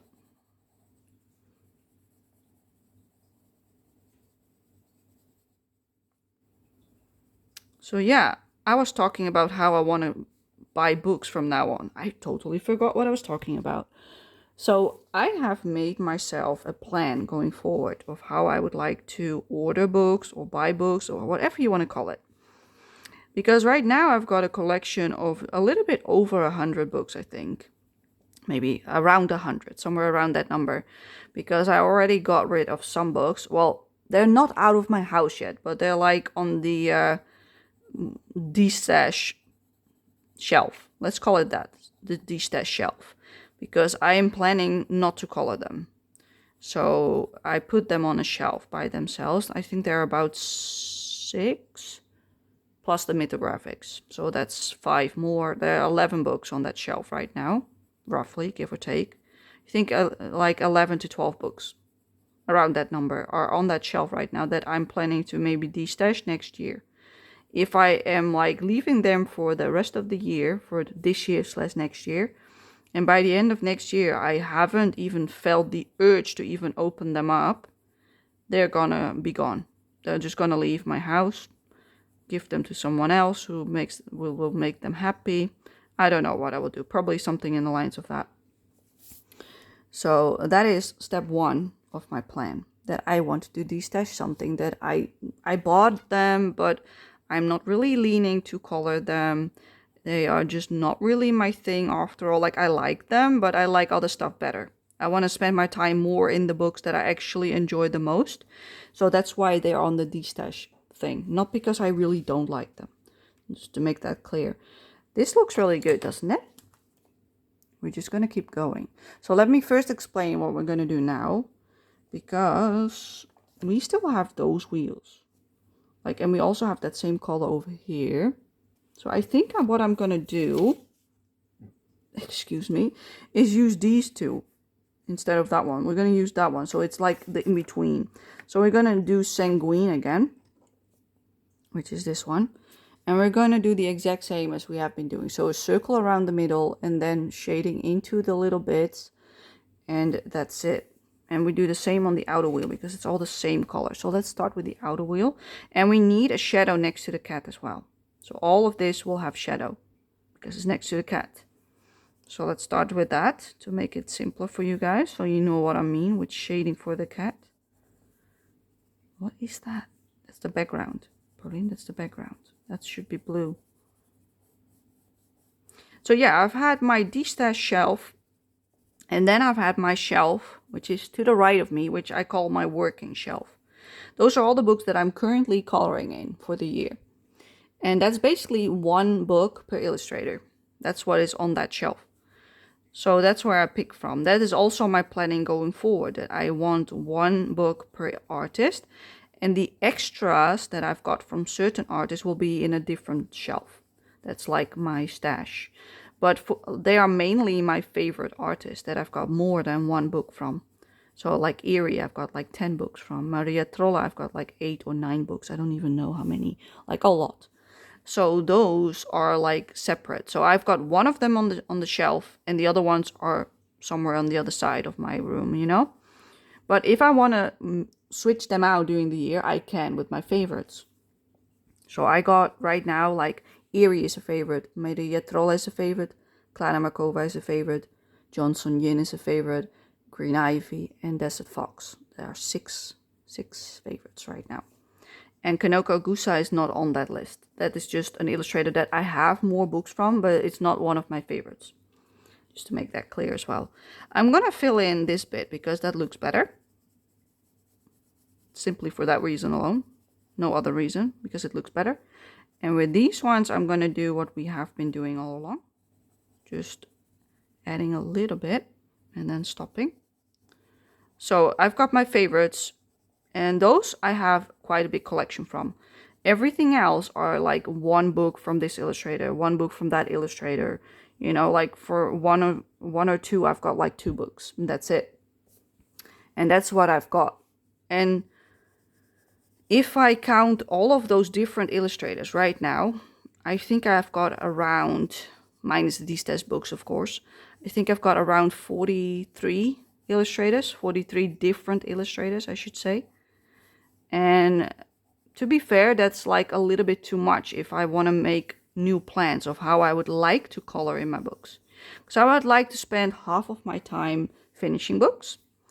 And then from the time that's left, so that's the other half of my time, I want to spend like half of that time on my favorites. And then the other half, so that's 1/4 to my favorites and 1/4 to all the other stuff basically in my collection, which gets complicated. I know. But that's my idea. So half of the time is for finishing books, then 1/4 of the time is for favorites, and then another 1/4 is for everything else. So that everything at least get touched, every artist get touched 1 time a year, minimum. And then I can do whatever I want afterwards. I'm gonna make this one a little bit darker because it's behind that one. It looks better. And I don't think we have colored that bit anyway. I'm getting hot, so I'm gonna put off my jacket. 1 second. All right, it's off. That's much better. I was sweating. So yeah, I've decided that that's how I would like to color. Like spend my time more in my favorites, spend some time on the other books, but so that they at least get touched once a year. But right now I've got too many extra books. So that means I have to do 2 books each month from the extra list. And that is maybe a little bit too much at the moment. You know, I would like to reduce it to just 1 book a month for the extras. Because my Tokumeku books have their own slot. Every month I pick 1 because I got 12. Like, they're not all Tokumekus, but I just call them Tokumeku books because they all look like Tokumeku books. So every month I just pick 1, so they get touched. And Maria and Clara, those are like 2 favorites. They have like, they split a spot together. So I can touch, 1 month I can touch a Clara. The next one I can touch a Maria. And then a Clara, then a Maria. So you see what I mean? Like this, the love gets spread between favorites. So Erie has her own slot because I got so many books. But I've decided that that's not possible. So I've placed another favorite next to Erie as well. So that's how I've been puzzling of how I should color in my books to touch everything without getting overwhelmed.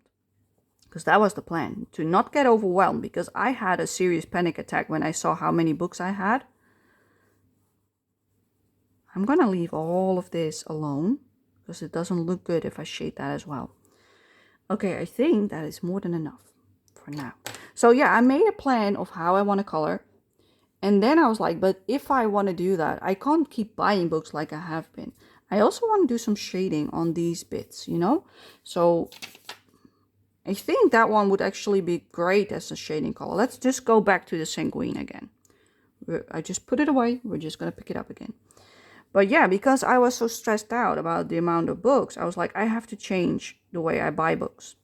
So I've decided that for the favorites that I named earlier, so those are 6 artists, that I will just allow myself to buy them basically. If I want it, I can buy it, but only if I like it enough. If I don't like enough of the book, you're not buying it, Pauline. You're not buying it.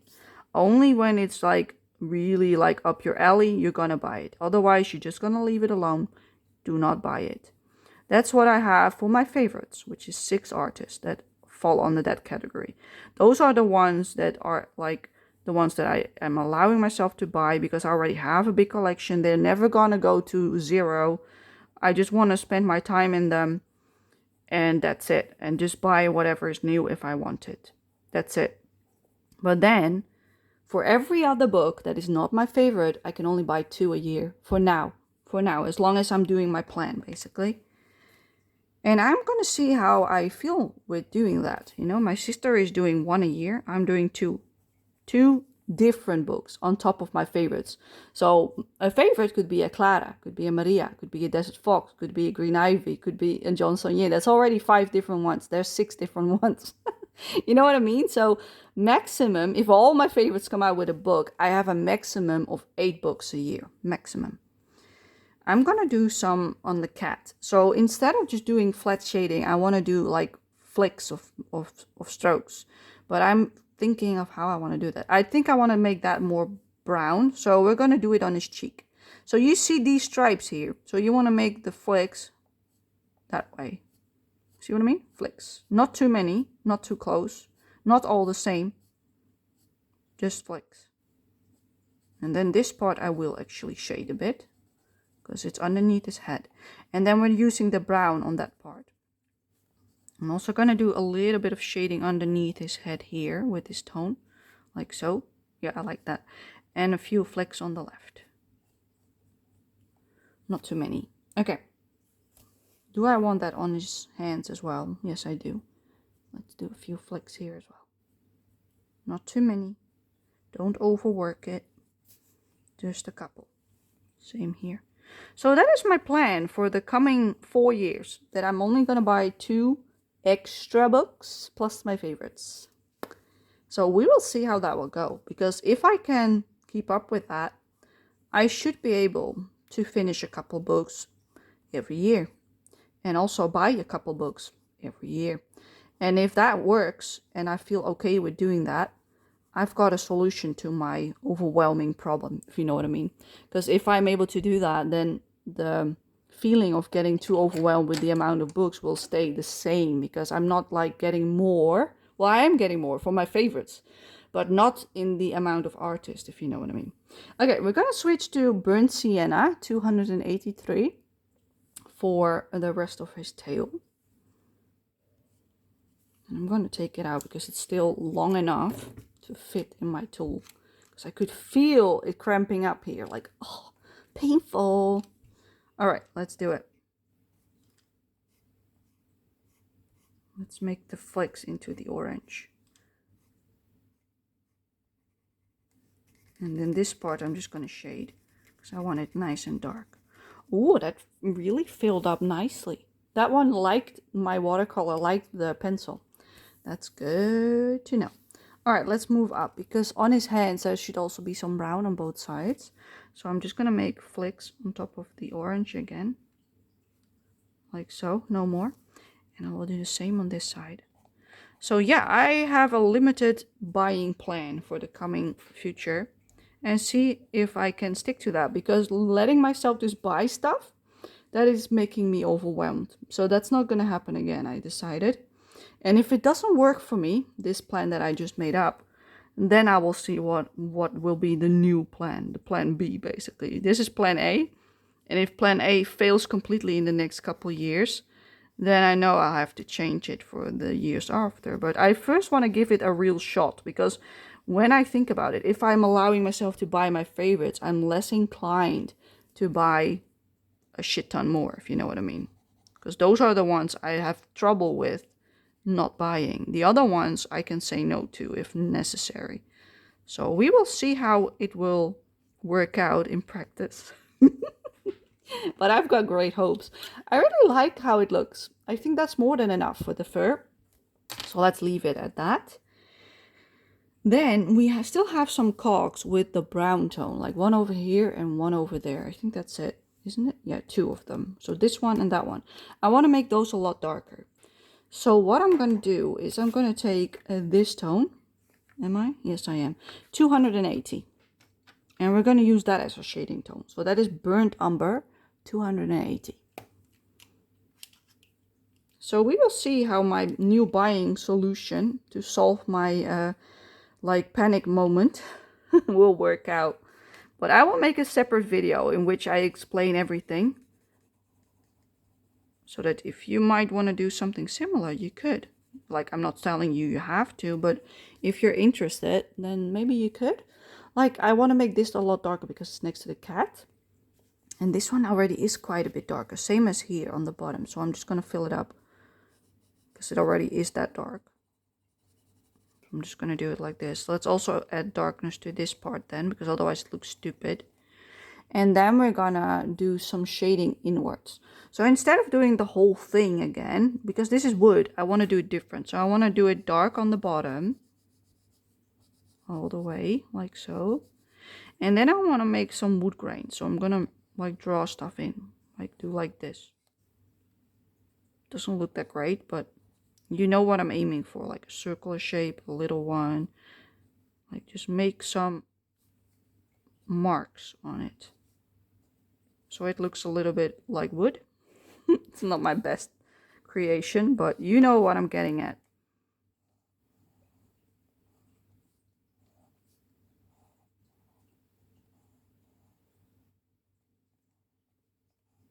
It's working. Yeah, it's working. I like it. It looks like wood already. It doesn't need much more. I like it. Okay, good. Let's also do that for the other one. And this one is much smaller. How are we going to do that?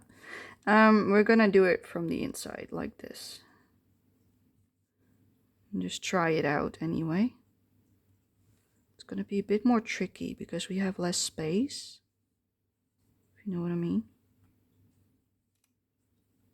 Keep them in the same configuration, like the same direction. You know what I mean? Because that looks better if it's like this small.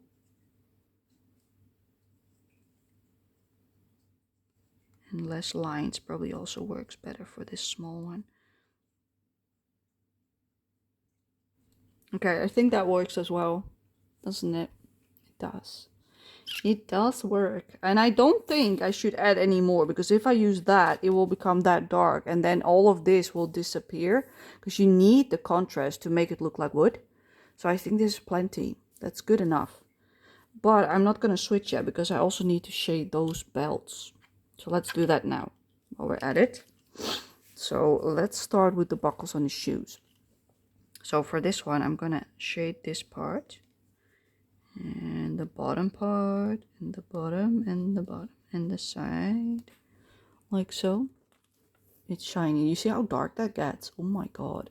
I wanted it dark, but like this is pretty dark for me. I like it. So yeah, that is my plan going forward for buying books. Just buying the bare minimum, hopefully. Because I like filling up books, and that's what I want to focus on.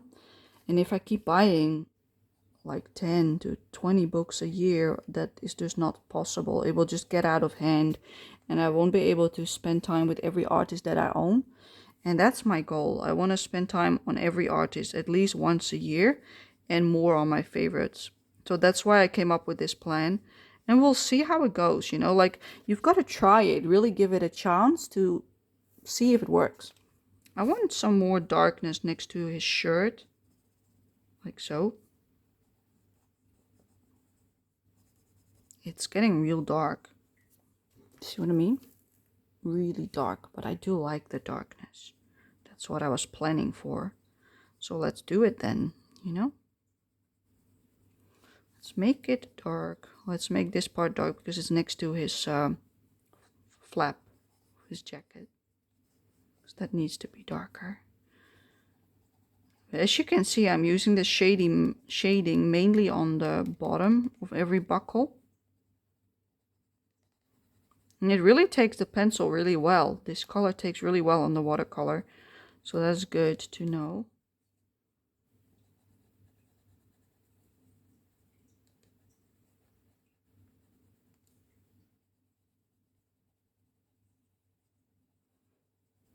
And there we go.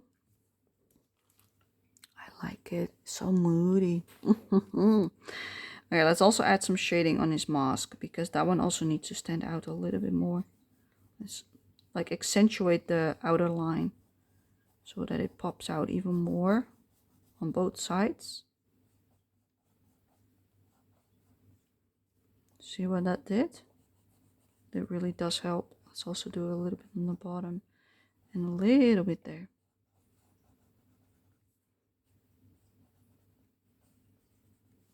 Alright, let's do this last buckle. And then we can call the buckles done, I think. That's all the buckles. So dark. Okay, let's go to his goggles, as I call them. And let's make this bottom section dark. Up to about there. I'm avoiding the inner part of his goggles for now. because I might not need anything. And I'm keeping the highlights. That looks okay. All right, let's keep it that way. All right, so those are the cogwheels mostly done. I want to add some black. So let's grab my black, which is 199. Whatever this is. This little bit is like, it literally stuck with like just a few millimeters, like up till about there. So it might fall out. I had trouble sharpening it, as you can see. This is like the last one, the last legs of this one, and then it's out. So let's use it on these little bits that I left white. Let's make them dark. And let's also make this part dark because that's the background.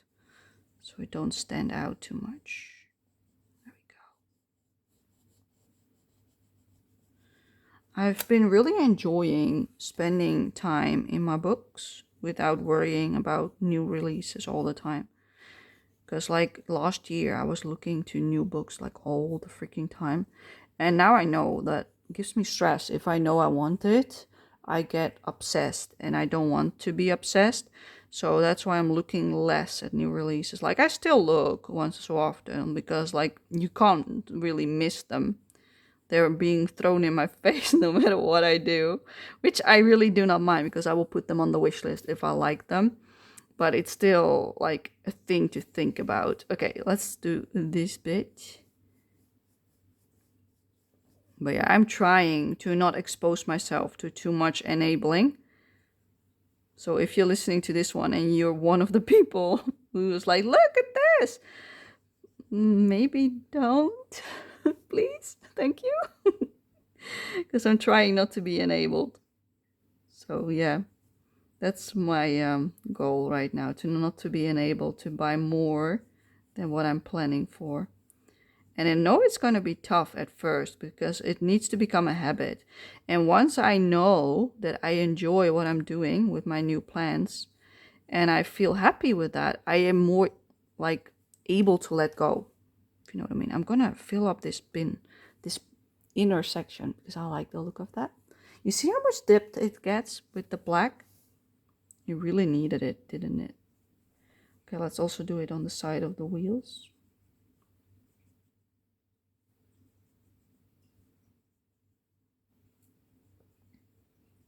So I have been coloring away, and I've been also doing Disney color by number, like not that many, like just the same amount as always. I usually plan like 5 pages a month for my Disney color by number, and yeah, something around the lines of that. And that's usually what I color the bare minimum, you know, like I usually color more than that, but at least 5 pages a month, which will make it so that I can do 3 in my focus book and then 1 in each of whatever book I've got else. So that's my plan for my Disney books. I want to bring it down to 3 books, so I can do 3 pages in the one I'm trying to finish, and then 1 in each of the other ones. So I can have a minimum of 5, and if I have more energy or want to do more, I can do more in the other books, if you know what I mean. So that's my goal for the Disney books. They are separate from my normal collection. They've got their own plan, basically, and their own way of purchasing. So I don't want to buy any until I'm back to 3. That's my goal right now for those. So yeah, I'm minimizing everything at the moment because I think a collection of 100 books is more than plenty. And with 43 illustrators, that's also more than plenty. I'm hoping to bring it down somewhere in the like low 30s, so it gets a bit more, so I can get more love to more illustrators. Because the lesser you have, the more time you can spend in them. And that's the goal that I'm after, to spend more time in every book. And therefore, I need less illustrators on my list. So that is my first goal right now, finishing more books than I buy, so the collection goes down a bit with the amount of illustrators. And then when it's down, then I will just buy whenever a book is done. Basically, that's what I will do. Like right now, I'm like filling up a few bits that were like left white with the watercolor. So like these bits, you see what I mean? There's like these white bits, so I'm just coloring it a little bit so it doesn't stick out that much. But yeah, we're doing all the bits, basically. So yeah, that is my plan for my books, people. I will make a separate video where I will show you about what books I'm talking about, what my plan will look like just all the idea about, like behind it, basically. I'm gonna do a little bit of black next to this part because like the cane is next to this wood, and otherwise it doesn't really stick out. You see what I mean? It sticks out better now. I don't do that on the cogwheel because it looks hideous, because there's enough contrast between those two, but not between these, you know what I mean?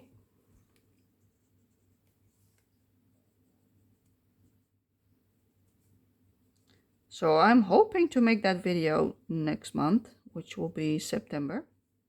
So we will see, because if I don't have the energy to film, I might not make it after all, you know what I mean? So I'll have to see what I'm able to do, because this month I still had quite a bit of videos left, and now I've run out of stuff to publish, basically, like after this month, after August. So we have to make some new stuff.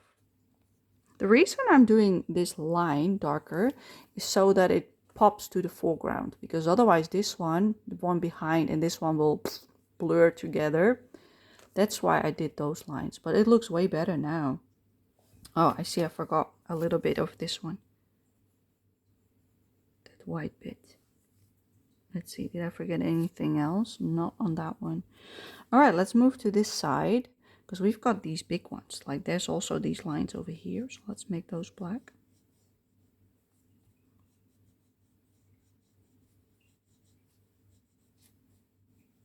I'm just coloring this also a little bit because it was completely white.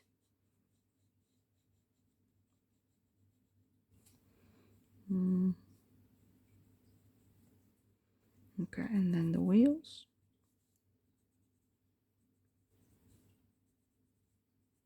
Because I went over with the watercolor, I'm doing like the black lines on all of them, so that you don't really notice that I went over with the watercolor by accident over the line, you know? That's why I also, instead of just doing these bits, I'm also doing it over there for that reason. No other reason than that, because it looks better that way.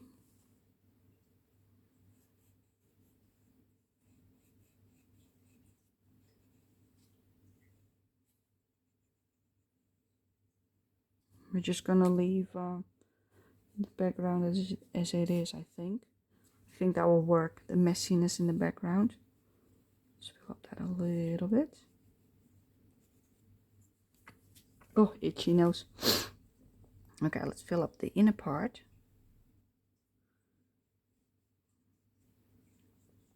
I've done my first collab page for just a full book collab for the Eerie, the third tale. And I had so much fun with my Neo colors. But like the third tale, my copy is an English edition, so I have to be really careful with water. So I use barely any water for my Neo colors in that one, and it works great. So I made it a night sky on the introduction page, because that was my idea.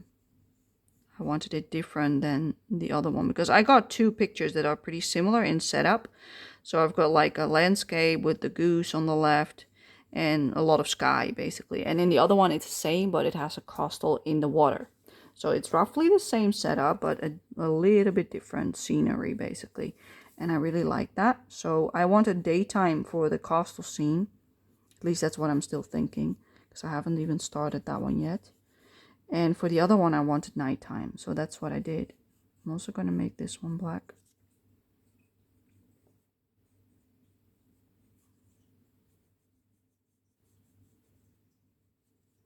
So yeah, I can't wait to do the second one as well, because I signed up a second time because she still had entries open. So I signed up for another one. I really love Eerie's book, so I don't mind doing an extra one in that one.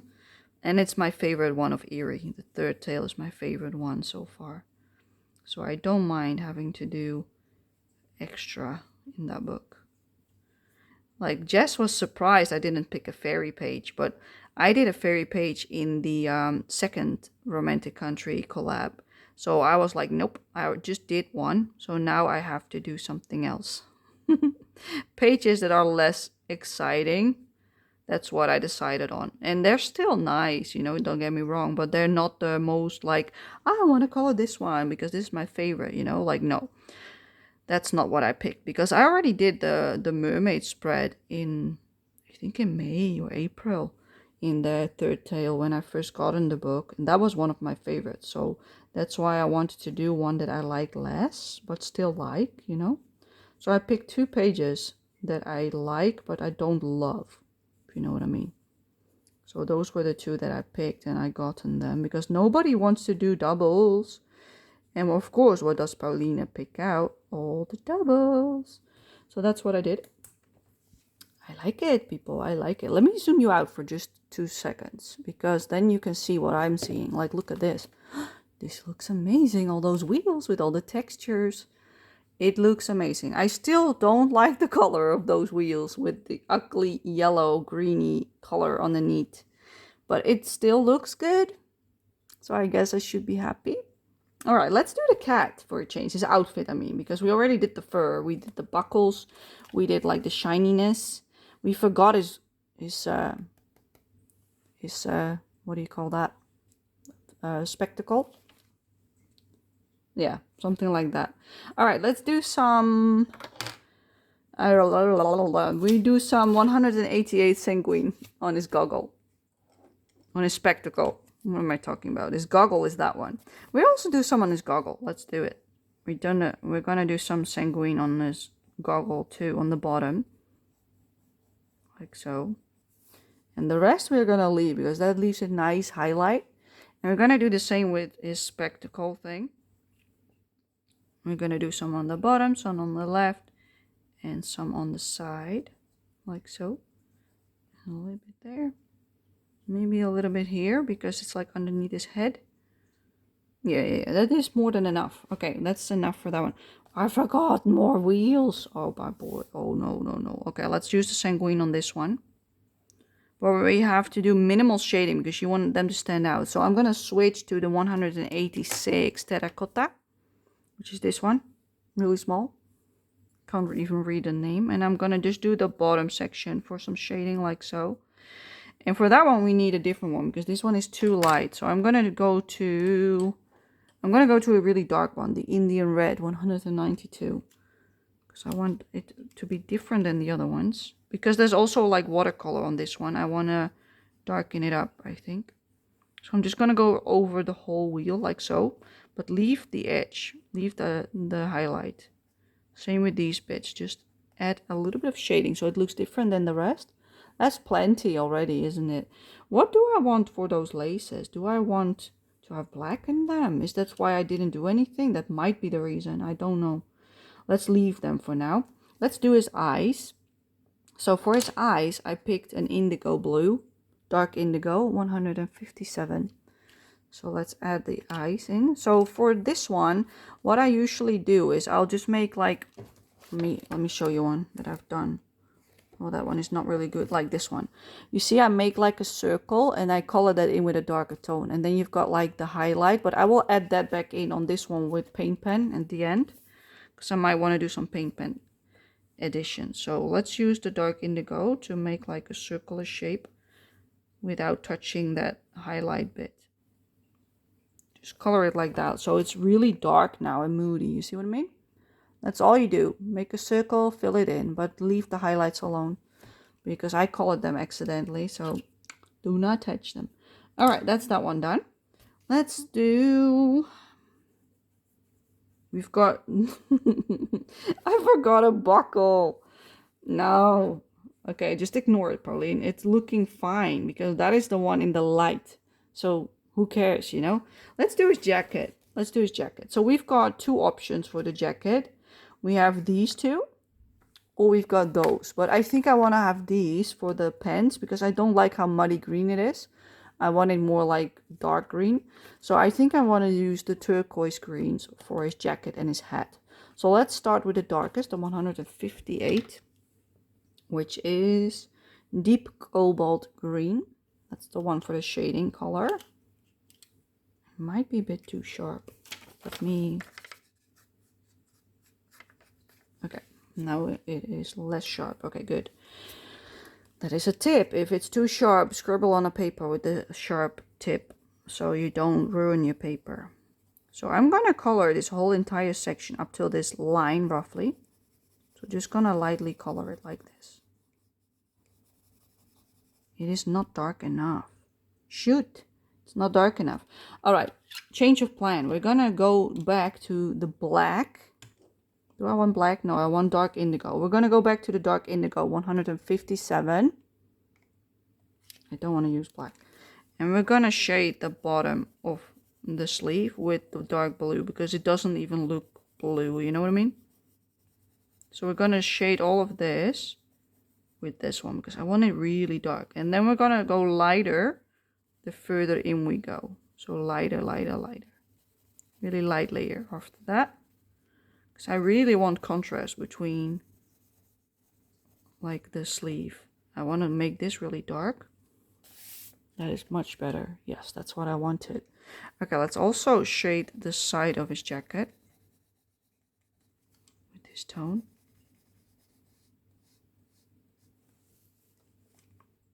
Just the whole side, all the way to the bottom, and then that part I don't want to touch because this is all in the front. So I'm gonna do a little bit here to make it more three-dimensional. And then the rest needs to do with more color. Then we go to the other side. I want shadow next to this part. And this part. Because of his trench coat thing, you know. And then underneath the arm I want some shadow. Like so. Next to his sleeve. And then a little bit on the left. Yeah, we're just gonna think outside of the box with the shading this time. I want him really nice and dark, you know. And then we're gonna shade the whole right side of his jacket. So I'm gonna follow the curve of the fabric. Like so.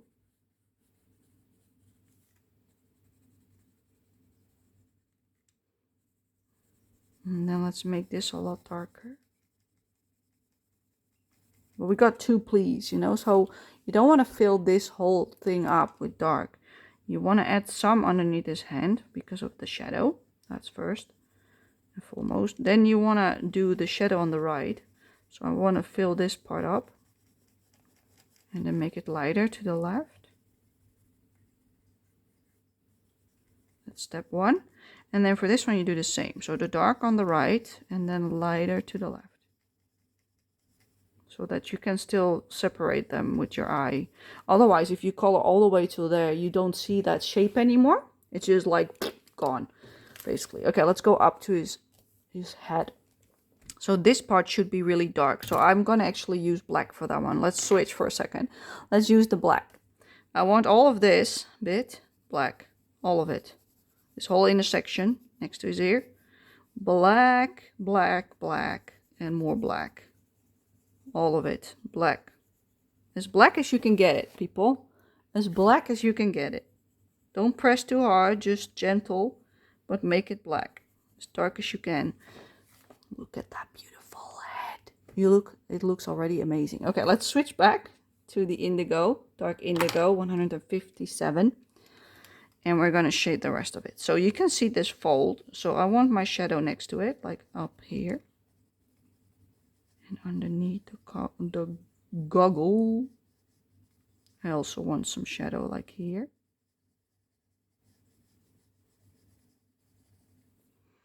Something like that. Yes.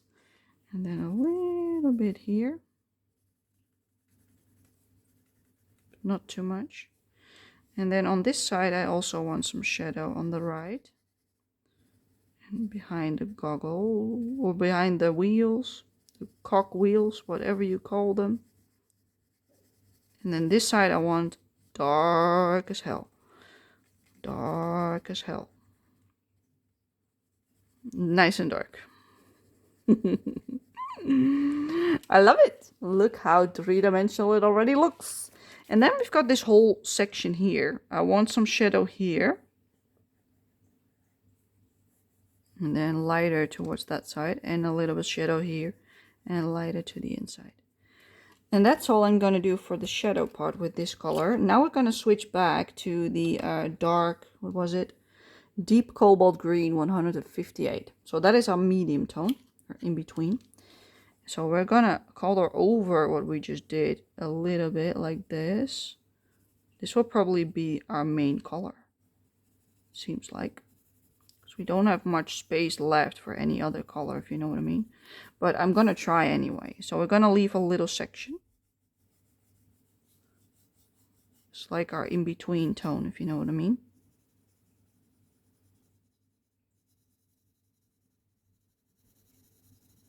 Yeah, this is much better. Much better.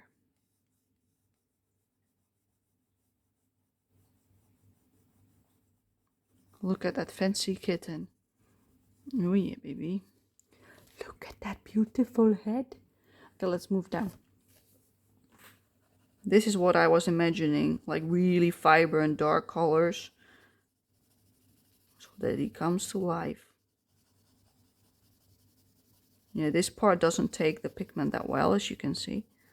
That's why I needed a darker tone, because this wasn't dark enough as the darkest tone. Like, look how beautiful. You could leave it like this, but I'm not going to. I'm going to add another tone after this.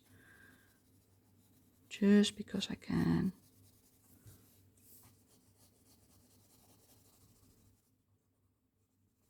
There we go. Other side.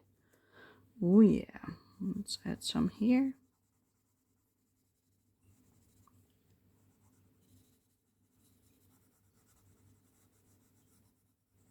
Yeah, just dark on that one. A little bit on top of that part. And then we're gonna shade over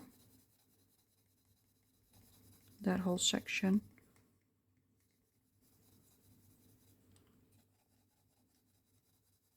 Same with this one.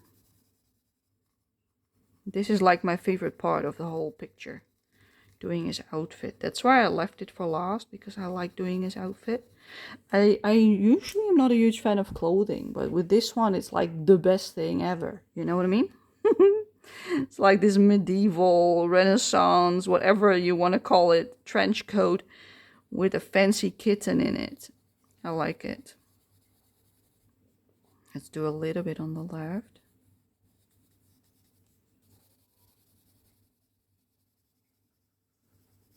You can really notice that the more watercolor you lay down, the better the pencil will grip onto the paper. So that is the reason why it keeps being so splotchy. Because it just doesn't want to grip onto the paper.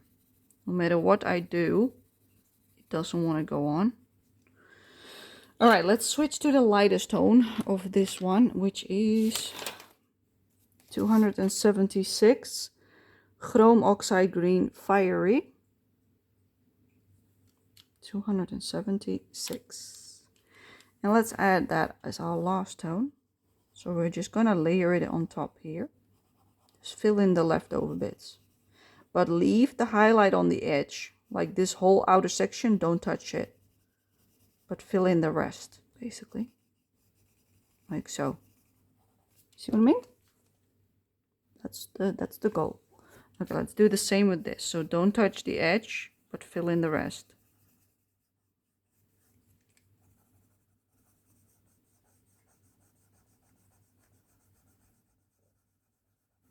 This is more the tone that I wanted when I did the watercolor. I'm hungry. No, what time is it? 5:15. Almost dinner time. Not yet, but I'm getting hungry, which is never a good thing. Okay, look at that beautiful head. What is that background? That's background, Polly. That's background. It's not his trench coat. No, no, no, no. You are safe.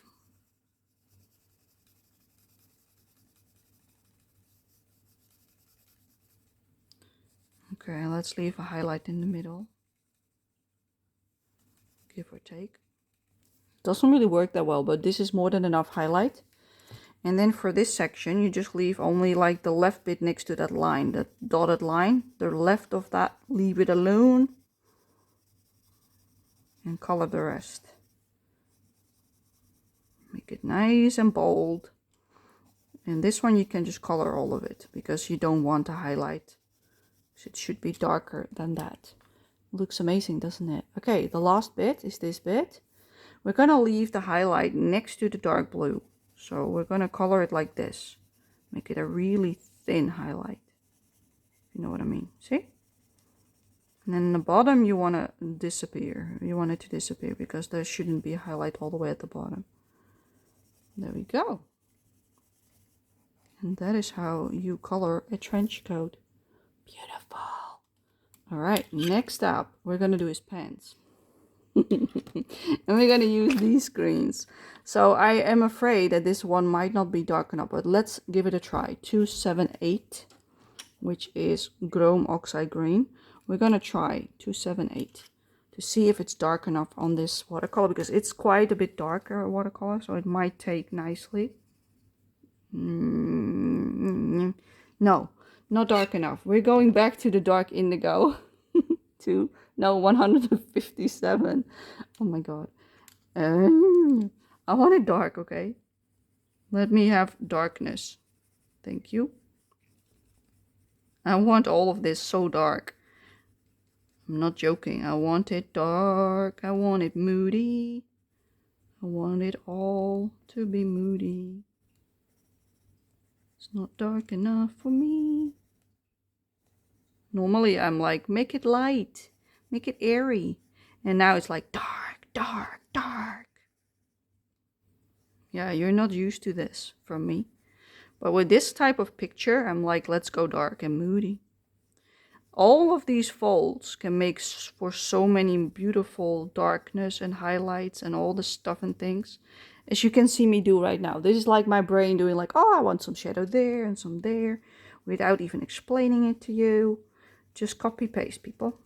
Don't think too much. Just copy paste. Like what I'm doing, everything on the right side should be dark, but also in between the folds. This sticks out, so it should be highlight. This sticks out because it's a highlight. Like when it's rounded, you want somewhere a highlight. So I decided this is a highlight. That's a highlight. That's a highlight. Is like cross piece will be highlights. Same with this curve. But like this fold needs shadow again. See what I mean? Because it's on the right side. But this one also needs some shadow. And underneath this one, you also want some shadow. And underneath that one, you want some shadow. And underneath this one, you want some shadow. So there's so many rules with fabric that it's complicated. So that's why I'm telling you that you just have to follow along. And like know that next to a line, you always want a highlight and a dark thing. And the right side is my dark side in my picture. So that's why I'm making this whole section darker. This whole right side of the pants, I'm making it darker.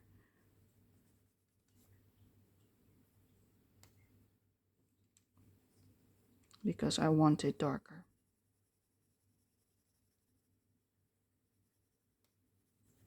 I don't like the muddy green. Like it's nice, but it's also not nice at the same time. You could just leave it like this. Maybe we should.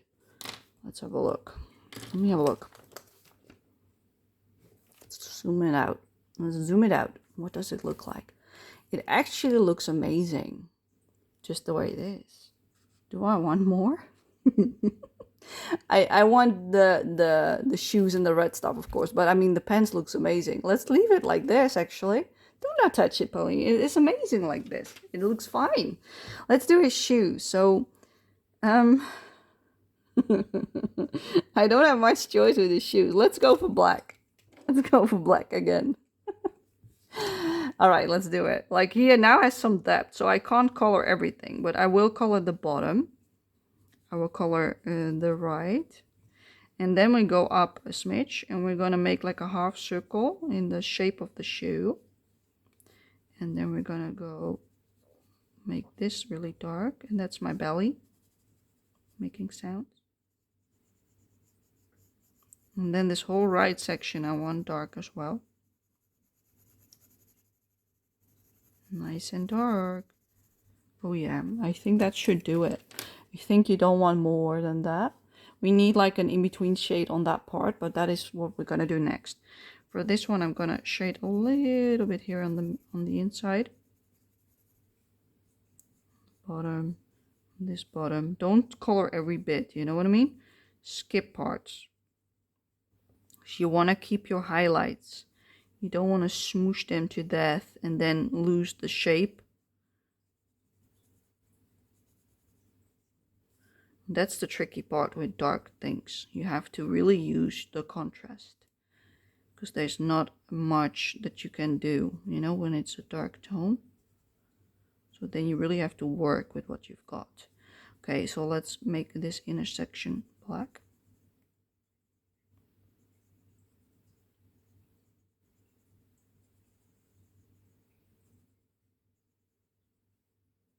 It's a lot of pencil work for me on one of these pages compared to usual.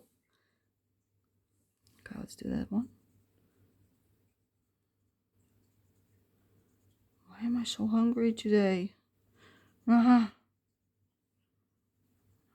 It's okay. I can eat in a second. Like, look at that. It's amazing. Okay, let's take the gray tone that I picked, which is not much lighter. I do want to use it. Warm gray number, is that 4, 6? What is it, 6? I've got no clue. I'm so bad in Roman numbers. I know the V is like a 5 usually on its own, but whether it's before it's, I think it's a 4, and when it's behind it, it's a 6. I don't know. Something like that. Who cares? This one we're going to use. We're going to make like a circular shape really lightly. Don't press. And we're just going to color that in as well. And the same on this one.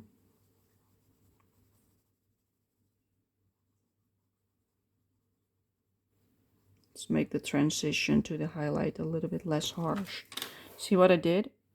It's not the most beautiful thing ever, but I made like a medium color between the highlight of the watercolor and the darkness of the black. So you still see the shape of the shoe, because if you would make it all the same, you will have no shape basically. So what I will do now with the shoelaces is add some red. Let's do it dark red. Let's do the middle cadmium red 270, which is nice and dark. I don't want them too flashy, you know, but I want them flashy. So let's make them red. Just make them red, Pauline. So they still stand out, but not like too much, because it's a dark red. So you can still see that they're there. So they don't disappear.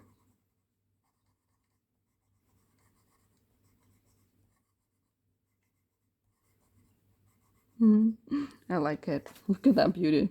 Look at that beautiful shoelaces. Like, this is what I wanted. Dark shoes, moody stuff, all the way. Okay, let's keep this color, because we are going to do the inside of the trench coat. So this bit should be really dark. So we're just going to add this one all the way on this side and behind him and there and next to his leg, like a shading color. Looks better. And then on this side you also want a shadow because of the overlap, you know. So we're going to make this darker as well, this whole section.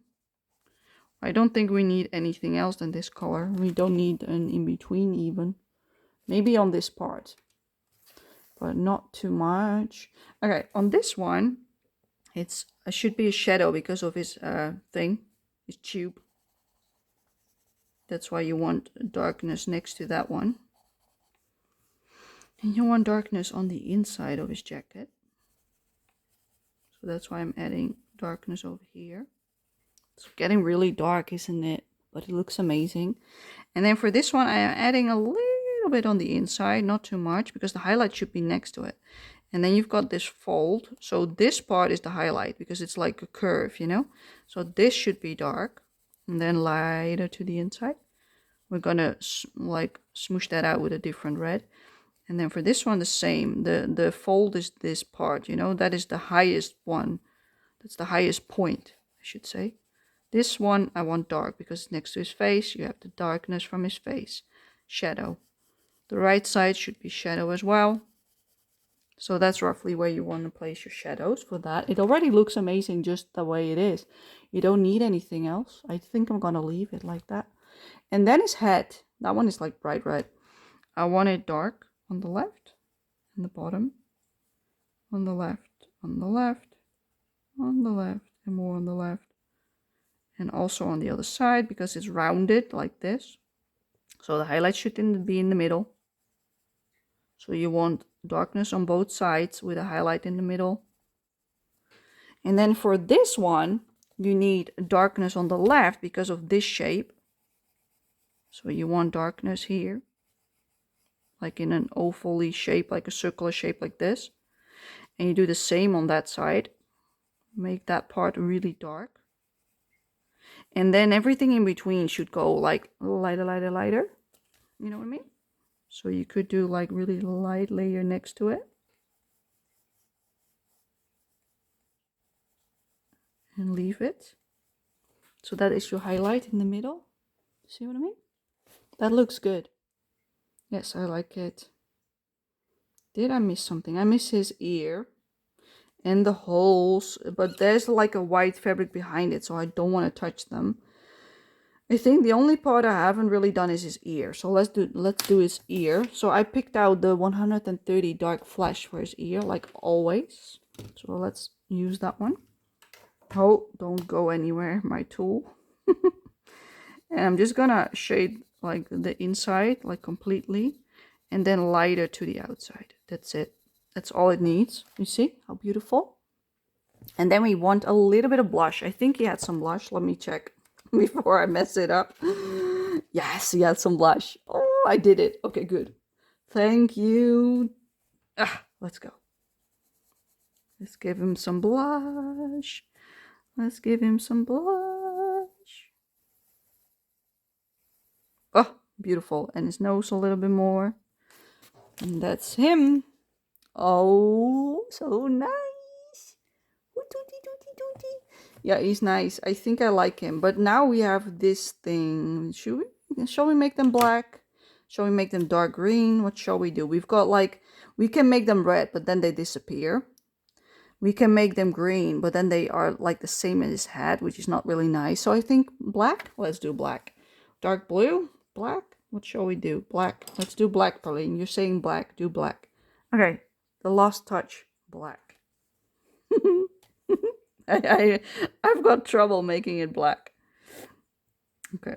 Let's do the back one first. This is the back. We're going to use two colors, I've decided.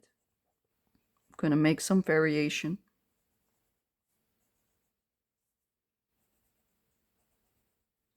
So everywhere where it's like going down or underneath, you want to add some shading. So that's why I'm doing bits like this. And now I'm going to take my green, blue, green, blue, green, blue. I do green. Let's do this one. It's calling my name.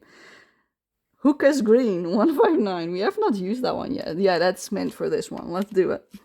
That's the one we're going to do in between. Oh yeah, I like it. Yes, yes, yes. Nice and bright. Okay, good. Ah, beautiful. Yeah, I don't have no regrets of doing that. Look at that. So beautiful. Okay, let's zoom you out. I think we're done. Come on, click. I like the cat. When you just don't look at this, the cat itself is exactly how I imagined it. The cogwheels are a bit brighter than I hoped for. Like, because he's an orange cat, it would have been better if this one was like more faded, if you know what I mean, just like we did with that one. So what I'm considering is making that one a little bit darker, but should I? He pops out anyway, doesn't he? Now let's not touch it. Let's just leave it. It looks amazing. I like it. Otherwise it will look the same like this again, you know, like yeah. Okay. What is it that is missing? Let's take the dark red. There's something missing. I don't know what it is. Middle cadmium red, 217. I think I want to accentuate the outside of his head a little bit. So I'm just gonna make like this dark. And then shade it a little bit into the wheel. Just make it a little smidge darker, just on this side, you know? I think that is what is bugging me. Okay, let's have a look. Yes, that's better. I don't know why, but that's better. Like, it's better and it also isn't. Like, now we've got this harsh red one. Like, oh, ignore me, people. Just ignore me. I think we're done. I'm gonna call it done. I'm gonna call quits on this one. So today it is the 12th of August, so I'm gonna use this bright, beautiful green to... Am I? Does that look good on the blue? Let's use the indigo, the dark indigo blue, this one, for the date. I'm gonna do it in this watercolory bit for a change. I don't want it on the white. 12th of August, 2026. There we go. All done. That's how I like to do it. And then, whoopa, go to the back or the beginning. And I'm also marking it off here. It's page 61. You see, it's the one I do not like. If there's a red thing below it, I do not like it. You see, there's a couple more. Okay, we've got more to do, but they are less horrible than this one. Like, I already did the ones that I liked the least, I think. Yeah, I think so. Okay, that is all we have done for today. Pauline, back from the future to do eye shinies. I forgot them. No! Let's touch the eyes. Like, how could I forget the eye shinies? There we go. Now it's done. Back to the video. So I hope you enjoyed it. I hope you like the result like I do. I'm actually pretty happy with how it came out. When I started, I was like doubting if I could fix it, but now I'm really happy because this is what I imagined for the cat. And I love it. So thank you so much for watching, and I will see you in my next video. Bye bye.